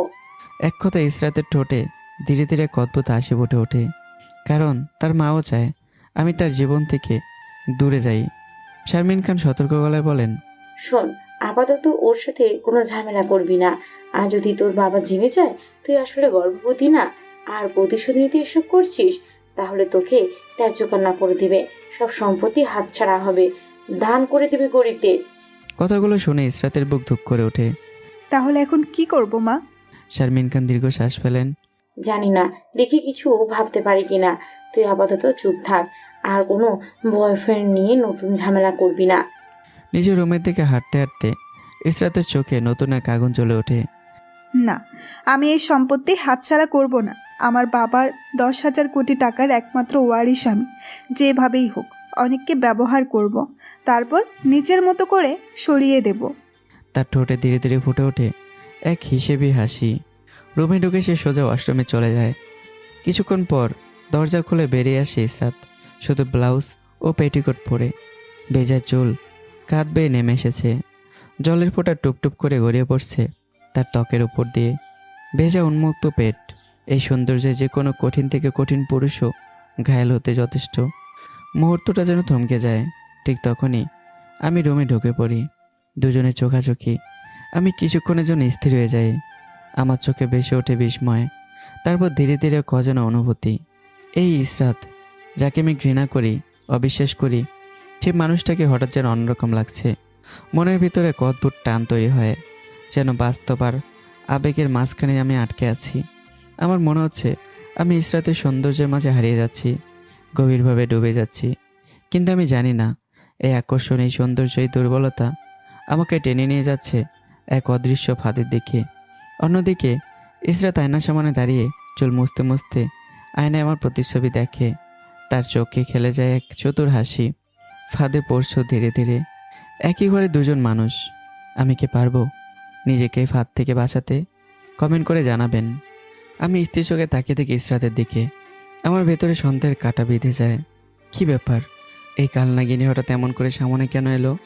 না, নিশ্চয়ই কোনো ফাঁদ পেতেছে। কিন্তু কি সেই ফাঁদ? আমি ঠোঁট বাঁকে হালকা হেসে বলে উঠি, ওরে কালনাগিনী। আমার কণ্ঠে বিদ্রুপ ঝরে। এইভাবে নিজেকে সামনে এনে আমাকে কাবু করতে পারবি ভাবছিস? তুই ভুল ভাবছিস। তুই এমন এক মেয়ে যাকে অনেকে কাছে চাইবে, কিন্তু জীবনের জন্য নয়, ভোগ করার জন্য। কথাগুলো ছুরির মতো বেঁধে যায়। ইসরাতের চোখে আগুন জ্বলে ওঠে। মনে মনে সে ফিসফিস করে, এই হারামি দেখে সব বুঝে ফেলছে, আবার আমাকেই অপমান করছে। সে ঠোঁট শক্ত করে বলে, আমার ভার্সিটির সাগরকে তো চিনিস, সবচেয়ে ভদ্র ভালো ছেলে। সে আমাকে ভালোবাসে। আর শুধু সে না, এমন অনেক আছে যারা আমাকে বিয়ে করতে পাগল। আমি এবার ধীরে ধীরে সামনে এগিয়ে যাই। আমার চোখে এক অদ্ভুত দৃঢ়তা। ঠিক আছে, আমরা দুজনেই জানি কে কেমন ভালো ভদ্র। তুই যদি এমন একজন ছেলেকে খুঁজে আনতে পারিস যে তোকে সত্যিকারে ভালোবেসে বিয়ে করতে চায়, তাহলে আমি তোর স্বামী হয়েও তোর গোলাম হয়ে থাকবো। তুই যেভাবে বলবি সেভাবেই চলবো। এক কথায় তোর হাতের পুতুল। ঘরের বাতাস যেন ভারী হয়ে ওঠে। ইসরাত এক মুহূর্ত দেরি করে না। ওকে, চ্যালেঞ্জ অ্যাকসেপ্ট, কিন্তু পরে কোনো পোল্টি দিতে পারবি না। আমি গরিব হতে পারি, কিন্তু এক কথার মানুষ। তারপর হঠাৎই একটা শর্ত ছুড়ে দেই। তবে শর্ত একটা, যে ছেলে তোকে বিয়ে করতে চাইবে তাকে আগে জানাতে হবে বিয়ের পর তোর বাবার সম্পত্তি থেকে সে 1 টাকাও পাবে না, কারণ এই বিয়ের পর তোর বাবা তোকে ত্যায্য কন্যা করে দেবে। আমি গভীরভাবে তাকাই ইসরাতের চোখে। তখন বোঝা যাবে সে তোকে ভালোবাসে নাকি তোর বাবার টাকাকে। কথাগুলো এবার ইসরাতকে থামিয়ে দেয়। এক মুহূর্ত চিন্তা করে, তারপর ঠোঁট কামড়ে বলে, তুই হারামি হলেও আজ একটা সত্যি কথা বলেছিস। ঠিক আছে, আমি এভাবেই বলবো। আমি এবার শেষ আঘাতটা হানি। আর তুই হারলে তুই আমার গোলাম হবি। ঘরের নীরবতা আরও গাঢ় হয়ে ওঠে। ইসরাত কিছুক্ষণ চুপ থাকে, তারপর ধীরে মাথা তোলে। ঠিক আছে। চোখে জেদ, ঠোঁটে চ্যালেঞ্জ। খেলা এবার সমানে সমান। অন্যদিকে আসলাম খান বসে আছে রহিমকে নিয়ে তার কেবিনে। তার চোখে চিন্তার ছায়া, কণ্ঠে ক্লান্তি। জানিস রহিম, আমার বাবা আমাদের 2 ভাইকে সমান সম্পত্তি ভাগ করে দিয়ে গেছেন। আমি সেই টাকা ব্যবসায় লাগিয়ে আজ এখানে পৌঁছেছি। আজকে খান টেক্সটাইল বাংলাদেশের স্বনামধর্ম প্রতিষ্ঠান। একটু থামেন। আর আমার বড় ভাই স্ত্রীর কথায় পরে সব শেষ করে ফেলল। বউয়ের কথা শুনে নিজের শালাদের হাতে টাকা তুলে দিয়ে পরে সেই শালা তাকে ধোকা দিয়ে বাহির করে দিল। শেষে নিজেই ঘরছাড়া হলো। রহিম বিস্ময়ে বলে, এরপরও বড় স্যার ওনার স্ত্রী কথাই চলে। আসলাম খান হালকা হেসে মাথা নাড়েন। শুধু চলে না, অন্ধের মতো মানে এমনকি আমার মেয়েকে মাত্র 5 বছর বয়সে মেরে ফেলতেও চেয়েছিল। কি বলতেন স্যার? আসলাম খান গভীর নিঃশ্বাস ফেলেন। হ্যাঁ, কিন্তু যার চোখের সামনে ঘটনা ঘটছিল সে আমার মেয়েকে হসপিটালে নিয়ে যায়।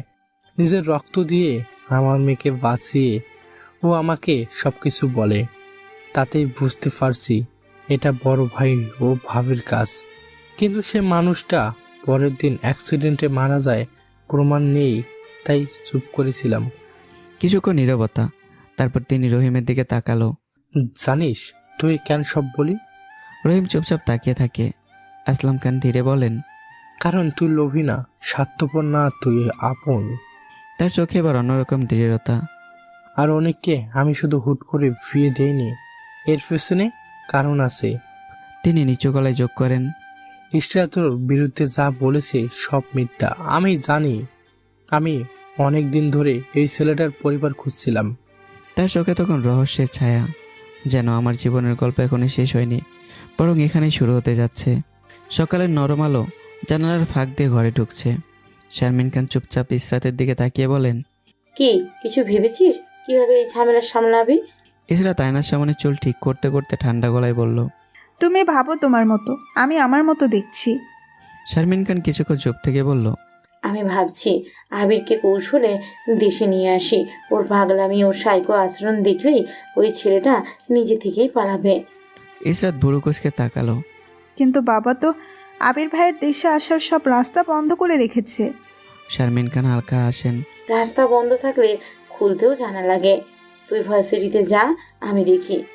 অন্যদিকে আমি প্রস্তুত হয়ে ভার্সিটির দিকে যাই। গেটের সামনে এসে থমকে দাঁড়াই। ইসরাত দাঁড়িয়ে আছে, অপেক্ষা করছে আমার জন্য।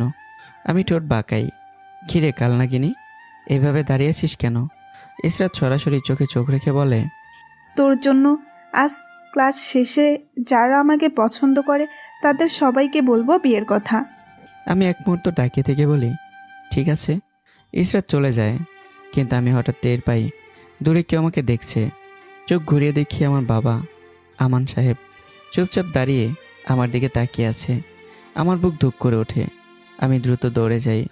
বাবা, দাঁড়াও, যেও না। বাবা থেমে যান, কিন্তু মুখে অপরাধবোধের ছাপ। আমি কাছে এসে দাঁড়াই। চোখে জমে থাকা কষ্ট হঠাৎই বিস্ফোরিত হয়। কী জন্য এসেছ? ওই মহিলা পাঠিয়েছে, নাকি এখন আমাকে নির্যাতিত দেখতে না পেরে মন খারাপ হচ্ছে? কথাগুলো বিষের মতো বেরিয়ে আসে। বাবা কিছু না বলেই আমাকে নিয়ে নির্জন এক জায়গায় যান। চারপাশ নিস্তব্ধ, হালকা বাতাস বইছে। তিনি ধীরে বলেন, আমি জানি তোর কাছে আমি অপরাধী, কিন্তু বিশ্বাস কর, আমার করার কিছুই ছিল না। আমাকে কি তুমি ছোট বাচ্চা মনে করো? প্রতিবাদ করলে কি এমন হতো? ওরা তো তোমার সন্তানও না। তবুও তোমার টাকায় রাজাদের মতো থাকতো। তবুও এই কথা কেন? বাবা এবার চোখ তুলে তাকালো। কি বললি? প্রতিবাদ করি নাই? তিনি ধীরে ধীরে নিজের শার্টের বোতাম খুলতে থাকেন। আমি বিরক্ত মুখে তাকিয়ে থাকি, কিন্তু পর মুহূর্তেই আমার দৃষ্টি জমে যায়। শরীর নিস্তব্ধ, শ্বাসও বন্ধ হয়ে আসে। আমার বাবার পিঠ, সেই পিঠটা মানুষের পিঠ না, পোড়া ক্ষত বিক্ষত। মনে হচ্ছে কেউ বারবার আগুনে চলসে দিয়েছে। চামড়া উঠে গেছে, দাগের পর দাগ। আমার চোখ বড় বড় হয়ে যায়, আমার বুক কেঁপে ওঠে, ঠোঁট কাঁপতে থাকে। বাবা, তোমার এই অবস্থায় কে করেছে? বাবা শান্ত গলায় বলেন, তোর জন্য যতবার আমি প্রতিবাদ করেছি ততবারই ওরা আমাকে বেঁধে নির্যাতন করেছে। একদিন তোর সরাসরি বলল, বেশি বাড়াবাড়ি করলে তোকে তোর মায়ের কাছে পাঠিয়ে দিবে। তখন থেকে আমি একেবারে চুপ হয়ে যাই, অন্তত আমার সন্তান বেঁচে থাকবে। কথাটা শুনে আমার চোখ দিয়ে পানি গড়িয়ে পড়ে। আমি আর দাঁড়িয়ে থাকতে পারি না। আমার বুকের ভিতর জমে থাকা রাগ, কষ্ট, অপরাধবোধ সব একসাথে বিস্ফোরিত হয়। আমি ওদের কাউকে ছাড়ব না। বাবা দ্রুত আমার কাঁধে হাত রাখেন। না বাপ, এখন না, মাথা গরম করলে সব শেষ হয়ে যাবে। তিনি আমার চোখে চোখ রেখে বলেন, আগে নিজেকে প্রতিষ্ঠিত কর, মাথা উঁচু করে দাঁড়া, তারপর সব হিসাব মিলাবি। ওদের সাথে আমার পুরনো হিসাব আছে, যা তুই জানলে সত্যি ওদের খুন করে ফেলতে চাইবি। আমি স্তব্ধ। কিসের হিসাব বাবা? বাবা মাথা নাড়েন। এখন না, সময় হলে বলবো। তিনি পকেট থেকে কিছু কাগজ বের করেন। তোর অ্যাকাউন্টে 1.5 কোটি টাকা দিয়েছি, এটা দিয়ে কিছু শুরু কর। আমি অবাক, এত টাকা কোত্থেকে এলো আর কিভাবে বাবা? বাবা একটা দীর্ঘশ্বাস ফেলে বলেন, তোর নানা মারা যাওয়ার আগে তোর মায়ের নামে 50 লক্ষ টাকা রেখে গিয়েছিল, আর আমি গোপনে কিছু জমিয়েছিলাম তোর জন্য। সব মিলিয়ে এত বছরে জমে যায় হয়েছে এই টাকার বিষয়ে তোর সৎ মা কিছুই জানে না। তারপর ধীরেই বলেন, আর একটা কথা, আমি তোর খালাকে ভালোবেসে বিয়ে করিনি বা নিজের ইচ্ছায় বিয়ে করিনি। আমি থমকে যাই। আর বাবা একটু স্বস্তির নিঃশ্বাস ফেলে বলেন, তোর নানি আমাকে ব্ল্যাকমেল করেছিল, বলেছিল না করলে তোর মায়ের মৃত্যুকে খুন বানিয়ে পুরো মামলা করে আমাকে ফাঁসিয়ে দিবে। আমি যদি জেলে যেতাম তুই বাঁচতিস কিভাবে বল? এই কথাটা শুনেই আমি নিজেকে ধরে রাখতে পারি না। আমি হঠাৎই ঝাঁপিয়ে পড়ে বাবাকে জড়িয়ে ধরি। বাবা, আমি কান্নায় ভেঙে পড়ি, হামাও করে কাঁদতে থাকি। বুক ভেঙে যায়। বাবা নিজেকে সামলাতে পারেন না। বহু বছরে জমে থাকা কষ্ট, অপমান, অসহায়তা সব কিছু গলে গিয়ে বেরিয়ে আসে অশ্রু হয়ে। তিনি আমাকে শক্ত করে বুকে জড়িয়ে ধরেন। দুজন মানুষ, একই যন্ত্রণার শিকার। আজ প্রথমবার একে অপরের কাছে ভেঙে পড়ি। চারপাশে কেউ নেই, কিন্তু সেই নীরব জায়গাটা ভরে ওঠে একটা বাবা আর একটা ছেলের কান্নায়। যেন বহু বছরের দূরত্ব এক মুহূর্তে ভেঙে গেল। এই কান্নার ভেতরে জন্ম নেয় এক নতুন শপথ, অন্যায়ের অপমানের বিরুদ্ধে একদিন আমরা দাঁড়াবই। হঠাৎ আমার ফোন বেজে ওঠে। স্ক্রিনে ভেসে ওঠে ইসরাত। ফোন ধরতে উপাস থেকে তীক্ষ্ণ কণ্ঠ, কোথায় তুই? আমি মাঠে। আসতেছি 10 মিনিট। ফোন কেটে গেলে পাশে দাঁড়িয়ে থাকা বাবা মৃদু হাসলেন। কে বোমা? আমি একটু থমকে যাই, তারপর ঠোঁটে চুপচাপ হাসি ফুটে ওঠে। আচ্ছা বাবা, আমি যাই, পরে কথা হবে। হাঁটতে হাঁটতে আমার চোখ ভিজে ওঠে। ভেবেছিলাম এই পৃথিবীতে আমার কেউ নেই, কিন্তু ভুল ছিলাম। বাবা নামের বটগাছটা সবসময় আমার পাশে ছিল। আমার হাঁটা এবার শক্ত হয়ে ওঠে। মাঠে পৌঁছাতেই ইসরাত তীক্ষ্ণ দৃষ্টিতে তাকায়। কি রে, চ্যালেঞ্জের কথা ভুলে গেছিস নাকি? ভুলিনি। এখন বল, কার কাছে যাবি আগে? ইসরাত একটু না ভেবে বলল, আগে রানা, তারপর সজীব, শেষে সাগর। চল। রানার সামনে গিয়ে দাঁড়ালো ইসরাত। রানা, কেমন আছিস? আজ সূর্য পশ্চিম উঠেছে নাকি? তুই নিজে থেকে কথা বলতে আসছিস? ইসরাত এবার আমার দিকে তাকিয়ে যেন আমাকে দেখিয়ে গর্বের সুরে বলে, আমি প্রেম পছন্দ করি না। তুই চাইলে আমরা সরাসরি বিয়ে করতে পারি, কি বলিস? রানা থমকে যায়। সত্যি বলছিস? হ্যাঁ, সত্যি বলতেছি। দূরে দাঁড়িয়ে আমি মুচকে হাসি। রানা খুশিতে বলে ওঠে, আমি রাজি। বল, কবে বিয়ে করবি? আমি ইশারায় শর্ত বলার কথা মনে করিয়ে দেই। ইসরাত একটু থামে, তারপর বলে, কিন্তু একটা কথা, আমাকে বিয়ে করলে বাবা আমাকে ত্যায্য কন্যা করবে। তার সম্পত্তি থেকে 1 টাকাও পাবে না। কথাটা শেষ হতেই রানার মুখ বদলে যায়, হাসি মিলিয়ে যায়, চোখে ভেসে ওঠে তাচ্ছিল্য। দূরে গিয়ে মর তুই। তোর মধ্যে রূপ ছাড়া কি আছে? প্রতিদিন নতুন নতুন ছেলের সাথে ঘষাঘষি করিস, ছেলেদের সাথে প্রেমের অভিনয় করিস। রানা আঙ্গুল তুলে বলে, কিছুদিন আগেও তো ওই অনিক ভাইয়ের সাথে যা করলি, তোর বাবার টাকা ছাড়া তোর ওই 2 টাকার মূল্যও নেই। চারপাশ নিস্তব্ধ হয়ে যায়। ইসরাত কেঁপে ওঠে, ছি রানা, তোমাকে আমি ভালো মানুষ ভাবতাম। রানা থামিয়ে দিয়ে বলে, তোর ভালোর গোষ্ঠীর গিলায় তোর মতো মেয়ের সাথে শারীরিক সম্পর্ক করা যায়? ভালোবাসার যায় না, শুধু এনজয়ের জন্য। Not for love, just for enjoy. এই কথাটাই যেন চুরি হয়ে বিঁধে যায়। রাগে ইসরাত হাত তোলে থাপ্পড় দেওয়ার জন্য, কুত্তার বাচ্চা। কিন্তু রানা তার হাত শক্ত করে ধরে ফেলে, চোখে চোখ রেখে বলে, আমাকে সহজ ভাবিস না। তোর মতো মেয়েকে কেউ বিয়ে করবে না, শুধু ব্যবহার করবে, ভোগ করবে তোর এই রূপ সৌন্দর্যকে। হাত ছেড়ে দিয়ে চলে যায় রানা।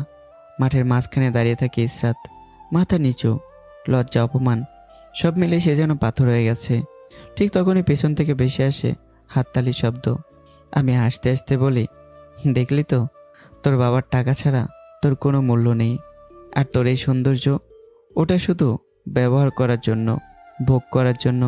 ভাগ্য ভালো এই বিষয়গুলো কেউ দেখেনি, শোনেনি। ইসরাত কি সত্যি হেরে যাবে?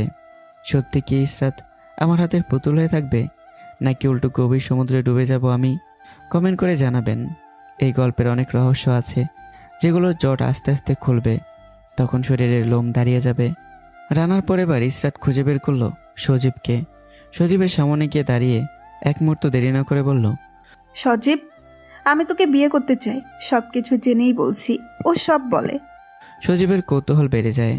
সজীব প্রথমে অবাক, তারপর হেসে ওঠে তাচ্ছিল্যে। আরে ইসরাত, তোকে আমি পছন্দ করি শুধু তোর বাবার টাকার জন্য। কথাটা শুনে মাথা নষ্ট হয়ে যায়। সে আরও এগিয়ে আসে। ওটা ছাড়া তোকে বিয়ে করব কি জন্য? আমাকে কি পাগল কুকুর কামড়েছে নাকি? যা দূরে গিয়ে মর। শব্দগুলো যেন ইসরাতের গায়ে আগুন হয়ে পড়ে। আমি দূরে দাঁড়িয়ে মুচকে হাসছি, আর ইসরাত মাথা নিচু করে লজ্জায় নিজেকে লুকাতে চায়। সজীব চলে যায়। আমি ধীরে ধীরে এগিয়ে যাই। কিরে, দুজনেই তো চলে গেল, এখন বাকি তোর সাগর। ইসরাত দাঁত কামড়ে ধরে। একটু দাঁড়া, আমি ফোন দিচ্ছি। ফোনে কাপা গলা। সাগর, তুই পুকুর পাড়ে আসবি? জরুরি কথা আছে। সাগর বিরক্ত হয়েই, মোবাইলে বল। প্লিজ আয় না। আর আমি যা বলবো তুই শুধু হ্যাঁ বলবি, প্লিজ। কিছুক্ষণ পর সাগর আসে। বল, কেন ডাকছিস? ইসরাত সরাসরি বলে, সাগর, আমাকে বিয়ে করবি? সাগর হতভঙ্গ। হঠাৎ বিয়ের কথা কেন? বাবা আমাকে জোর করে বিয়ে দিচ্ছে। আমি তোকে বিয়ে করব, কিন্তু তারপর বাবা আমাকে ত্যায্য কন্যা করবে বলেছে। এক সেকেন্ড নীরবতা, তারপর সাগরের ঠোঁটে তার ছেলের হাসি। মানে আমি তোকে বিয়ে করলে তুই কিছু পাবি না, আর এমনিতে তুই আমার টাইপের না। ইসরাত কাপা গলায় বলে, মানে তুই আমাকে বিয়ে করবি না? তাহলে এতদিন? সাগর হাত তুলে থামিয়ে দেয়। এতদিন তোকে নিয়ে টাইম পাস করছি, এনজয় করার জন্য, এটাই ছিল। তার কণ্ঠ ঠান্ডা, নির্মম। বিয়ে ভুলেও না, আমার বাবার সম্পত্তির অভাব আছে। কথা শেষ করে সে চলে যায়। চারপাশে যেন নিস্তব্ধ। ইসরাত দাঁড়িয়ে আছে, একদম পাথরের মতো, চোখে জল, কিন্তু সে কাঁদতেও পারছে না। পেছন থেকে আবারও সেই হাততালি শব্দ।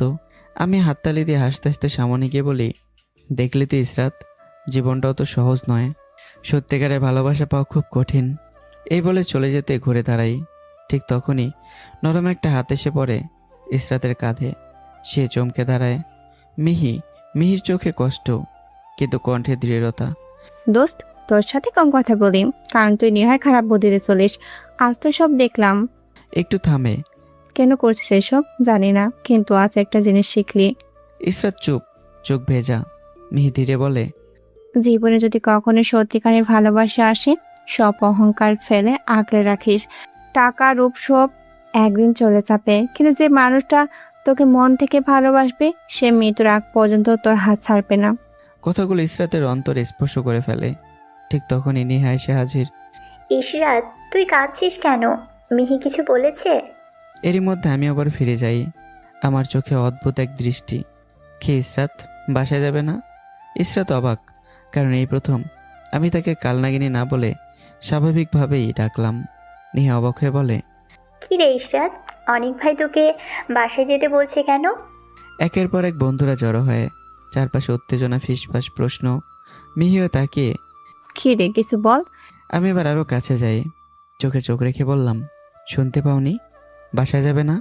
নেহা সামনে এসে দাঁড়ায়। অনেক ভাই আপনি কে? আমার বান্ধবী বাসায় যাবে কিনা সেটা বলার আপনি কে? ঠিক তখনই সবাইকে স্তব্ধ করে দিয়ে ইসরাত মাথা তুলে দাঁড়ায়। তার চোখে আর আগের সে লজ্জা নেই, বরং অদ্ভুত এক দৃঢ়তা। তার ঠোঁট কাঁপে। তারপর, অনেক আমার হাজব্যান্ড, তার বলার সম্পূর্ণ অধিকার আছে। 1 সেকেন্ড 2 সেকেন্ড পুরো জায়গাটা জমে যায়। নেহার মুখ হা হয়ে যায়। কি? মিহির চোখ বড় বড় হয়ে যায়। সে বিশ্বাসই করতে পারছে না। চারপাশে বন্ধুদের মধ্যে শোরগোল। কি বললো স্বামী? ওরা বিয়ে করেছে? কখন? কারো চোখে অবিশ্বাস, কারো চোখে বিস্ময়, কারো চোখে শক। মুহূর্তটা যেন সময়কে থামিয়ে দেয়। আমি নিজেও জমে গেছি। চোখ বড় বড় হয়ে গেছে, শ্বাস আটকে আসছে। ইসরাত আমাকে স্বামী বলল। সে আমাকে স্বামী হিসেবে মেনে নিচ্ছে। আমার বুকের ভিতর কেমন একটা ঝড় ওঠে। ইসরাত আবার বলে, আরও স্পষ্ট, আরও দৃঢ় কণ্ঠে, আর আমার উপর সম্পূর্ণ অধিকার আছে। এই কথার পরই চারপাশে যেন বিদ্যুৎ খেলে যায়। সবাই স্তব্ধ, কেউ কথা বলতে পারছে না। আর আমি শুধু তাকিয়েছি ইসরাতের দিকে। আমার চোখে প্রশ্ন, বিস্ময় আর অদ্ভুত এক অনুভূতি, যেটার নাম হয়তো ভালোবাসা। নিহা তার ছেলের হাসি হেসে বলে ওঠে, ইশরাত, তুই মজা নিচ্ছিস তাই না? মেয়ে মাথা নাড়িয়ে যোগ করে, একদম 100% শিওর, নাহলে একটু আগেই সজীব রানা সাগরের সাথে চা করলি। কথা শেষ হওয়ার আগেই ইসরাত হঠাৎ এগিয়ে আসে আমার দিকে। সবাই কিছু বুঝে ওঠার আগেই সে দু হাতে আমার মুখটা ধরে ফেলে, আর পরের মুহূর্তেই তার ঠোঁট বসে যায় আমার ঠোঁটে। 1 সেকেন্ড 2 সেকেন্ড সময় যেন থেমে যায়। চারপাশে নীরবতা, কেউ শ্বাস নিচ্ছে কিনা তা বোঝা যাচ্ছে না। নিহার চোখ বড় বড় হয়ে যায়, মুখ খোলা, কিন্তু শব্দ নেই। মিহি স্থির হয়ে দাঁড়িয়ে থাকে, তার চোখে অবিশ্বাসের ঝড়। চারপাশের সবাই এক একটা মূর্তির মতো জমে গেছে। কারো হাতে থাকা ফোন নিচে পড়ে যায়, কারো ঠোঁট কাঁপে, কিন্তু শব্দ বের হয় না। আর আমি যেন পাথর, আমার শরীর শক্ত হয়ে গেছে, চোখ বন্ধ, মস্তিষ্কও কাজ করছে না। এটা কি হচ্ছে? 2 মিনিট, 2টা দীর্ঘ শ্বাসরুদ্ধকর মিনিট। তারপর ইসরাত ধীরে সরে আসে। চারপাশে এখনো নীরবতা, শুধু হালকা বাতাসের শব্দ। ইসরাত ঠান্ডা দৃঢ় কণ্ঠে বলে, এরপরেও যদি বিশ্বাস না করিস তাহলে সেটা তোদের ব্যাপার। কেউ কিছু বলতে পারে না। ইসরাত আমার হাত শক্ত করে জড়িয়ে ধরে, তার আঙ্গুলগুলো আমার আঙ্গুলে জড়িয়ে যায়। চল। আমি এখনো তাকিয়ে আছি, আমার চোখে বিস্ময়, বিভ্রান্তি, অজানা অনুভূতির ঢেউ। যেন আমি এখনো বুঝতে পারছি না এটা স্বপ্ন না বাস্তব। হাঁটতে হাঁটতে হঠাৎ ইসরাত আমাকে চিমটি কাটে। এখন বুঝছো, স্বপ্ন না বাস্তব। সে একটু হেসে ফিসফিস করে বলে, আর আমাকে এত দেখতে ইচ্ছে হলে বাসায় গিয়ে মন ভরে দেখো। আমি লজ্জায় লাল হয়ে যাই, মাথা নিচু করে ফেলি, আর দুজনে ধীরে ধীরে চলে যাই এক অদ্ভুত নীরবতার ভেতর দিয়ে। অন্যদিকে শারমিন খান ফোনে কথা বলছে আবিরের সাথে। সব কিছু খুলে বলে আবিরকে। সব শুনে আবিরের কণ্ঠে আগুন। ওই ছেলেকে আমি জ্যান্ত মাটিতে পুঁতে ফেলবো। তুমি শুধু আমাকে দেশের আসার ব্যবস্থা করে দাও। শারমিন খান ঠান্ডা গলায় বলে, মাথা গরম করলে হবে না। আমার মনে হচ্ছে ঈশ্বর ছেলেটাকে পছন্দ করে। একটু থামে। সবকিছু ঠান্ডা মাথায় করতে হবে। আবির দাঁতে দাঁত চেপে বলে, যেখানে কেউ ইশরাতের দিকে তাকালেই আমি তার চোখ তুলে ফেলি, সেখানে ওই ফকিন্নির বাচ্চা আমার ইশরাতের সাথে এক রুমে থাকে। আমি কিভাবে মেনে নেব? কথাগুলো গর্জন দিয়ে বলে আবির। শারমিন খান ধীরেই বলে, আগে ওদের আলাদা করতে হবে, তারপর যা খুশি করিস ওই ফকিন্নির বাচ্চার সাথে। আবিরের কণ্ঠে শীতলতা নেমে আসে। তাহলে তাদের আপডেট কিছু ছবি পাঠাও, সাথে ওদের ভার্সিটির কাছের বন্ধু ও বান্ধবীর। ছবি দিয়ে কি করবি? শারমিন খান বলে ওঠে। একটু হেসে আবির বলে, আলাদা করার জন্য সবকিছু রেডি করতে হয়। এটা নতুন খেলা, নতুন মা, এআই এর খেলা। শারমিন খান থেমে যান, তার চোখে কুটিল ঝিলিক। অন্যদিকে ঠিক আছে, যা লাগে পাবি। বাসায় ফিরে আমি চুপচাপ বসে আছি, আমার চোখে এখনো সেই মুহূর্তের ছায়া। ইসরাত ধীরে এগিয়ে আসে। কি হয়েছে, কিছু বলছো না কেন? আমি ধীরেই বলি, আমার এখনো বিশ্বাস হচ্ছে না, মনে হচ্ছে তুমি আবার কোনো ফাঁদ পেতেছ। হঠাৎই ইসরাত ঝট করে নিচে বসে পড়ে, আমার পা জড়িয়ে ধরে। প্লিজ একবার বিশ্বাস করো, জীবনে অনেক ভুল করেছি, একটা সুযোগ দাও সব ঠিক করার। আমি স্তব্ধ। আমি কখনো ভাবিনি এই মেয়েটা যে এতটা অহংকারী ছিল, সে যেভাবে আমার সামনে ভেঙে পড়বে। আমার বুকের ভেতর কেমন একটা টান লাগে। সত্যি কি ইসরাত বদলাচ্ছে, নাকি এটা আরেকটা অভিনয়? কিন্তু একে একটা সুযোগ দেওয়া দরকার ছিল। আমি ধীরে ধীরে ইসরাতকে দু হাতে ধরে তুলি, আমার চোখে এক গভীর। আমি ধীরে ধীরে ইসরাতকে দু হাতে ধরে তুলি, করলাম তোমাকে বিশ্বাস। এক মুহূর্ত থেমে আমি ইসরাতকে টেনে নিই নিজের বুকে। ইসরাত প্রথমে থমকে যায়, তারপর ধীরে ধীরে মাথা রাখে আমার বুকে। বাইরে তখন নীরব রাত, জানালার ফাঁক দিয়ে ঢুকে পড়ছে চাঁদের সাদা আলো। চারটা যেন আজ একটু বেশি উজ্জ্বল, তার আলো এসে পড়ছে আমাদের দুজনের ওপর। চারপাশে হালকা ফুলের গন্ধ ভেসে বেড়াচ্ছে, রাতের জুই, রজনীগন্ধা, নরম বাতাসে পর্দা দুলিয়ে যাচ্ছে। সব কিছু মিলিয়ে একটা অদ্ভুত শান্ত, গভীর আর ভালোবাসায় ভরা মুহূর্ত। আমি আলতো করে ইসরাতের চুলে হাত বুলাই। ইসরাত চোখ বন্ধ করে ফেলে, তার বুকের ভেতর জমে থাকে সব ভয়, সব কষ্ট ধীরে ধীরে গলে যাচ্ছে। এইভাবেই থাকি, ফিসফিস করে বলে ইসরাত। আমি হালকা এসে তার কপালে ঠোঁট ছোঁয়াই। সেই রাত দুজনের জীবনে এক নতুন অধ্যায় হয়ে থাকে। কোনো প্রতিশোধ না, কোনো অহংকার না, শুধু দুইটা মানুষ একটা সত্যিকারের অনুভূতির কাছে হার মানছে, ডুবে যায় ভালোবাসার গভীর সমুদ্রে। পরদিন সকালে নরম রোদের আলোয় ঘর ভরিয়ে দেয়। ইসরাত আমার বুকে মাথা রেখে শুয়ে আছে, তার চোখ খোলা, কিন্তু সে যেন অনেক দূরে কোথাও হারিয়ে গেছে। আমি ধীরে ধীরে তার কপালে একটা চুমু দিই। কি চিন্তা করছো? ইসরাত একটু চুপ থাকে, তারপর ধীরে বলে, আচ্ছা, একটা কথা বলবো? হ্যাঁ বলো। রানা, সজীব, ওরা আমার বাবার টাকার জন্য আমার পাশে ছিল। আমাকে বিয়ে করতে চাই বাবার টাকার জন্য, এটা বুঝলাম। সাগরও আমার শরীর এর জন্য। কিন্তু তুমি সে মুখ তুলে আমার চোখের দিকে তাকায়। তুমি যে আমাকে টাকার জন্য ভালোবাসো না, সত্যিকারের ভালোবাসো, আমি সেটা কিভাবে বুঝবো? ঘরের ভেতর আবারও নীরবতা নেমে আসে। আমি থমকে যাই, আমার চোখ বড় বড় হয়ে যায়। এই প্রশ্নটা তো আমি আশা করিনি। কি করলে বিশ্বাস করবে তুমি? কি করতে হবে বলো, আমি করব। ইসরাত চুপ করে তাকিয়ে থাকে, তার চোখে সন্দেহ, ভয় আর এক ফোঁটা আশা। আমি আবারও একটু এগিয়ে যাই, আমার চোখে একরাশ অস্থিরতা, ভয় আর প্রমাণ করার তীব্র আকাঙ্ক্ষা। কি হলো বলো, কি করলে বিশ্বাস করবে আমি তোমার বাবার টাকার লোভে তোমার সাথে সম্পর্ক করিনি? ইসরাত স্থির চোখে তাকিয়ে থাকে কিছুক্ষণ। তার চোখে আজ অন্যরকম কিছু, অহংকার নেই, কিন্তু পুরোটা ভরসাও নেই। ধীরে, খুব ধীরে সে বলে, তুমি কি পারবে আমাকে নিয়ে আলাদা বাসা নিতে? একটু থামে। নিজের যোগ্যতায় নিজের ইনকাম দিয়ে আমাকে চালাতে, যেখানে থাকবে না আমার বাবার একটা টাকাও। মুহূর্তে আমার মুখের রং বদলে যায়, আমি যেন জমে যাই। এটা কি বললো? আমার বুকের ভিতর ধকপক শব্দ, নিঃশ্বাস ভারী হয়ে আসে। মনের ভিতর হাজারটা প্রশ্ন একসাথে ঘুরতে থাকে। এটা কি ইসরাতের নতুন ফাঁদ, নাকি সত্যি সে ভালোবেসে পরীক্ষা নিচ্ছে, নাকি আমাকে বাড়ি থেকে সরানোর প্ল্যান? আমার মাথায় হঠাৎ একটা চিন্তা চলছে ওঠে। তাহলে গত রাতে সে নিজের সবচেয়ে বড় বিশ্বাস, নিজের সব কিছু আমার হাতে তুলে দিল কেন? আমি কিছু বলার আগেই ইসরাত ঠান্ডা গলায় বলে ওঠে, ও, তুমিও তাহলে তাদের মতোই? কথাটা যেন ছুরির মতো এসে লাগে আমার বুকে। না। আমি তাড়াতাড়ি বলে উঠি, না ইসরাত, আমি ওদের মতো না, একদমই না। আমার কণ্ঠ কাঁপছে। কিন্তু হঠাৎ কোথায় যাব, কিভাবে সব করব? আমাকে একটু সময় দাও প্লিজ। ইসরাত কিছুক্ষণ চুপ থাকে, তারপর সংক্ষিপ্ত উত্তর, 2 মাস। এই এতটুকু কথার ভেতরেই শর্ত, পরীক্ষা আর অদৃশ্য দূরত্ব সব মিশে থাকে। ওকে, দিলাম।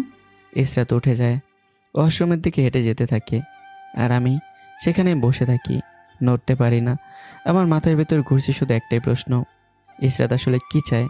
এটা কি সত্যি ভালোবাসা, নাকি আরেকটা নিখুঁত ফাঁদ? নিচে ইসরাত নামতেই শারমিন খান অপেক্ষা করছিল, তার চোখে কৌতূহল আর কুটিলতা। আমি আবিরকে সব বলেছি, ইসরাত থমকে যায়। আর ওর দেশে আসার ব্যবস্থা করেছি, একটু সময় লাগবে। ইসরাতের চোখ লাল হয়ে ওঠে। মা, তুমি কি পাগল? তার কণ্ঠে আতঙ্ক স্পষ্ট। আবির ভাই একটা সাইকো, এখানে এলে আমার জীবনটা জাহান্নাম হয়ে যাবে।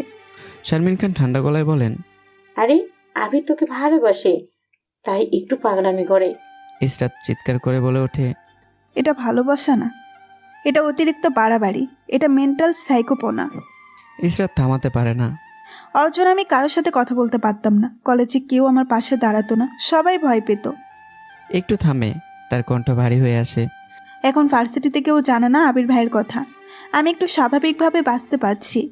শারমিন খান কিছুক্ষণ চুপ থাকে, তারপর বলে, ঠিক আছে তুই যা, আমি দেখি কি করা যায়। ইসরাত চলে যায়। শারমিন খান একা দাঁড়িয়ে থাকে, তার চোখে সন্দেহের ছায়া। এই মেয়ের কি হলো? সে কি ওই ছেলেটাকে পছন্দ করা শুরু করেছে? না, কিছু একটা করতেই হবে। তার ঠোঁটে ধীরে কুটিল হাসি ফুটে ওঠে। সে ফোন তুলে নেয়, আবারও কল করে। ওপাশ থেকে আবিরের কণ্ঠ, হ্যাঁ ছোট মা। সব শুনে আবিরের গলা ঠান্ডা হয়ে যায়, ভয়ঙ্কর ঠান্ডা। তুমি চিন্তা করো না ছোট মা, আমি দেশে আসতে সময় লাগবে, কিন্তু তার আগেই সব কিছু হয়ে যাবে। একটা অদ্ভুত হাসি তার কণ্ঠে মিশে যায়। একটু থামে, লাইন কেটে যায়। দূরে কোথাও যেন ঝড় তৈরি হচ্ছে, আর সেই ঝড় ধীরে ধীরে এগিয়ে আসছে আমার আর ইসরাতের জীবনের দিকে। ইসরাত ভার্সিটির মাঠে পা রাখতেই নেহা যেন অপেক্ষায় ছিল। সে একদম ঝাঁপিয়ে পড়ে ইসরাতের সামনে। ইশরাত, সত্যি করে বল, কি হচ্ছে এসব? ইসরাত চারপাশে একবার তাকায়, তারপর নিঃশ্বাস ফেলে বলে, চল একটু সাইডে যাই। দুজনে একটু নির্জনে গিয়ে দাঁড়ায়। নেহার চোখে কৌতূহল আর উত্তেজনা। এখন বল। ইসরাত ধীরে ধীরে বলতে শুরু করে, সেদিনের বিয়ের ঘটনা, মিথ্যা গর্বের কথা, আমার সাথে পুরনো সম্পর্ক, গত রাতে সেই মুহূর্ত, সব কিছু। সব শুনে নেহার চোখ কপাল উঠে যায়। কি বললি? তুই গত রাতে অনেক ভাইয়ের সাথে রোম্যান্স করেছিস? ইসরাত তাড়াতাড়ি তার মুখ চেপে ধরে। আসতে বল, না হলে পুরো ভার্সিটি জেনে যাবে। নেহা একটু থামে, তারপর ফিসফিস করে বলে, ঠিক আছে, কিন্তু একটা কথা বল, তুই তো ওকে আলাদা হওয়ার কথা বলেছিস, তাহলে চলবে কিভাবে? ইসরাত এবার একটু চুপ হয়ে যায়, তার চোখে অন্যরকম গভীরতা নেমে আসে। হ্যাঁ বলেছি, কিন্তু এটা শুধু একটা পরীক্ষা। নেহা ভুরু কুঁচকে তাকায়। মানে? আমি আমার বাবার একমাত্র ওয়ারিশ, এটা সত্যিটা সবাই জানে। যদি ও সত্যিই আমাকে ভালোবাসে তাহলে আমার টাকার দরকার হবে না ওর কাছে। তার কণ্ঠ নরম হয়ে আসে, সে মাটির দিকে তাকায়। আর যদি ওর ভালোবাসা সত্যিই হয়, আমি নিজেই ওকে নিয়ে ফিরে আসব। একটু থামে, তার চোখে অদ্ভুত এক সত্যের ঝিলিক। জানিস তো দোস্ত, জীবনে টাকার চেয়ে একটা সত্যিকারের ভালোবাসা মানুষের অনেক বেশি দরকার। নেহা চুপচাপ শোনে, তারপর ধীরে মাথা নাড়ে। ঠিক বলছিস। এদিকে আমি নিজের লড়াই শুরু করেছি। আমি বড় বড় স্বপ্ন না দেখে ছোট্ট একটা শুরু বেছে নেই। একটা টেক্সটাইল কোম্পানিতে চাকরি নেই। আমার মাথায় একটাই চিন্তা, নিজের পায়ে দাঁড়াতে হবে, প্রমাণ করতে হবে আমি পারি। প্রতিদিন নতুন করে শিখছি ব্যবসা কিভাবে চলে, মানুষ কিভাবে কাজ করে, কিভাবে দাঁড়াতে হয় নিজের যোগ্যতায়। সময় গড়িয়ে যায়, একটা দুইটা করে 2 মাস। এই সময়টায় আমার আর ইসরাতের সম্পর্ক বদলে যায়। ইসরাত এখন আগের মতো নেই। সে খেয়াল রাখে আমি খেয়েছি কিনা, সময় মতো বিশ্রাম নিচ্ছি কিনা, ক্লান্ত কিনা। ছোট ছোট যত্নে ভরে ওঠে আমাদের সম্পর্ক। কিন্তু আমার মনে এখন একটা কাটা বিঁধে আছে। এটা কি সত্যি, নাকি আবার কোনো অভিনয়? অবশেষে সিদ্ধান্তের দিন চলে আসে। আমি প্রস্তুত, ইসরাতকে নিয়ে আলাদা বাসায় চলে যাব। ঠিক তখনই আসলাম খান ডেকে বসায় আমাদের। তার কণ্ঠে আজ কোনো রাগ নেই, শুধু গভীরতা, আর ধীরে বলে, তোরা ভেবে চিন্তে সিদ্ধান্ত নিয়েছিস তো? বাইরের দুনিয়া খুব কঠিন। এতদিন আমার টাকায় চলেছিস, তাই বুঝিস নাই। ইসরাত এগিয়ে আসে, তার কণ্ঠ দৃঢ়। বাবা, আমার স্বামী যা ইনকাম করবে আমি তাতেই কষ্ট করে চলতে চাই। একটা নিস্তবতা, তারপর আসলাম খানের চোখ ভিজে ওঠে। সে ধীরে বলে, আজ আমার মেয়েটা অনেক বড় হয়ে গেছে। আজ তোকে নিয়ে আমার গর্ব হচ্ছে। এই কথাটা ইসরাতের জীবনের প্রথম নিজের বাবার মুখে প্রশংসা, স্বীকৃতি। তার চোখ ভিজে ওঠে, কিন্তু সে নিজেকে সামলায়। দোয়া করবেন বাবা। এই বলে সে আমার হাত ধরে বেরিয়ে যায়। অন্যদিকে শারমিন খান দাঁড়িয়ে সব দেখছিল। তার মুখ শক্ত হয়ে যায়। ইসরাত বের হতেই সে রাগে ফেটে পড়ে। ফোন বের করে কল দেয়। আবি, ওপাশ থেকে ঠান্ডা কণ্ঠ, হ্যাঁ ছোট মা। তুমি কি করছো? সব হাতের বাইরে চলে যাচ্ছে। আবির শান্ত গলায় বলে, ছোট মা, আগে আমাকে দেশে আসতে দাও। আর তুমি তো এখনো ছবি পাঠাও নাই। একটু থামে, শারমিন দাঁত চেপে বলে, 1 সপ্তাহের মধ্যে পাঠাচ্ছি। লাইন কেটে যায়।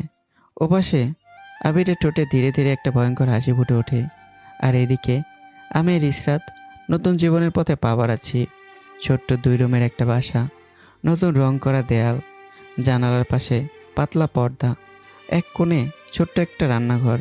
সব মিলে খুব সাধারণ, কিন্তু ইসরাতের কাছে এটা যেন নিজের একটা পৃথিবী মনে হচ্ছে। সে চারদিকে তাকিয়ে হালকা হাসে, যেন কেমন নিজের মনে হচ্ছে। আমি তাকিয়ে থাকি। এই মেয়েটা যে বিলাসিতার মধ্যে বড় হয়েছে, সে আজ এই ছোট্ট বাসায় এত খুশি।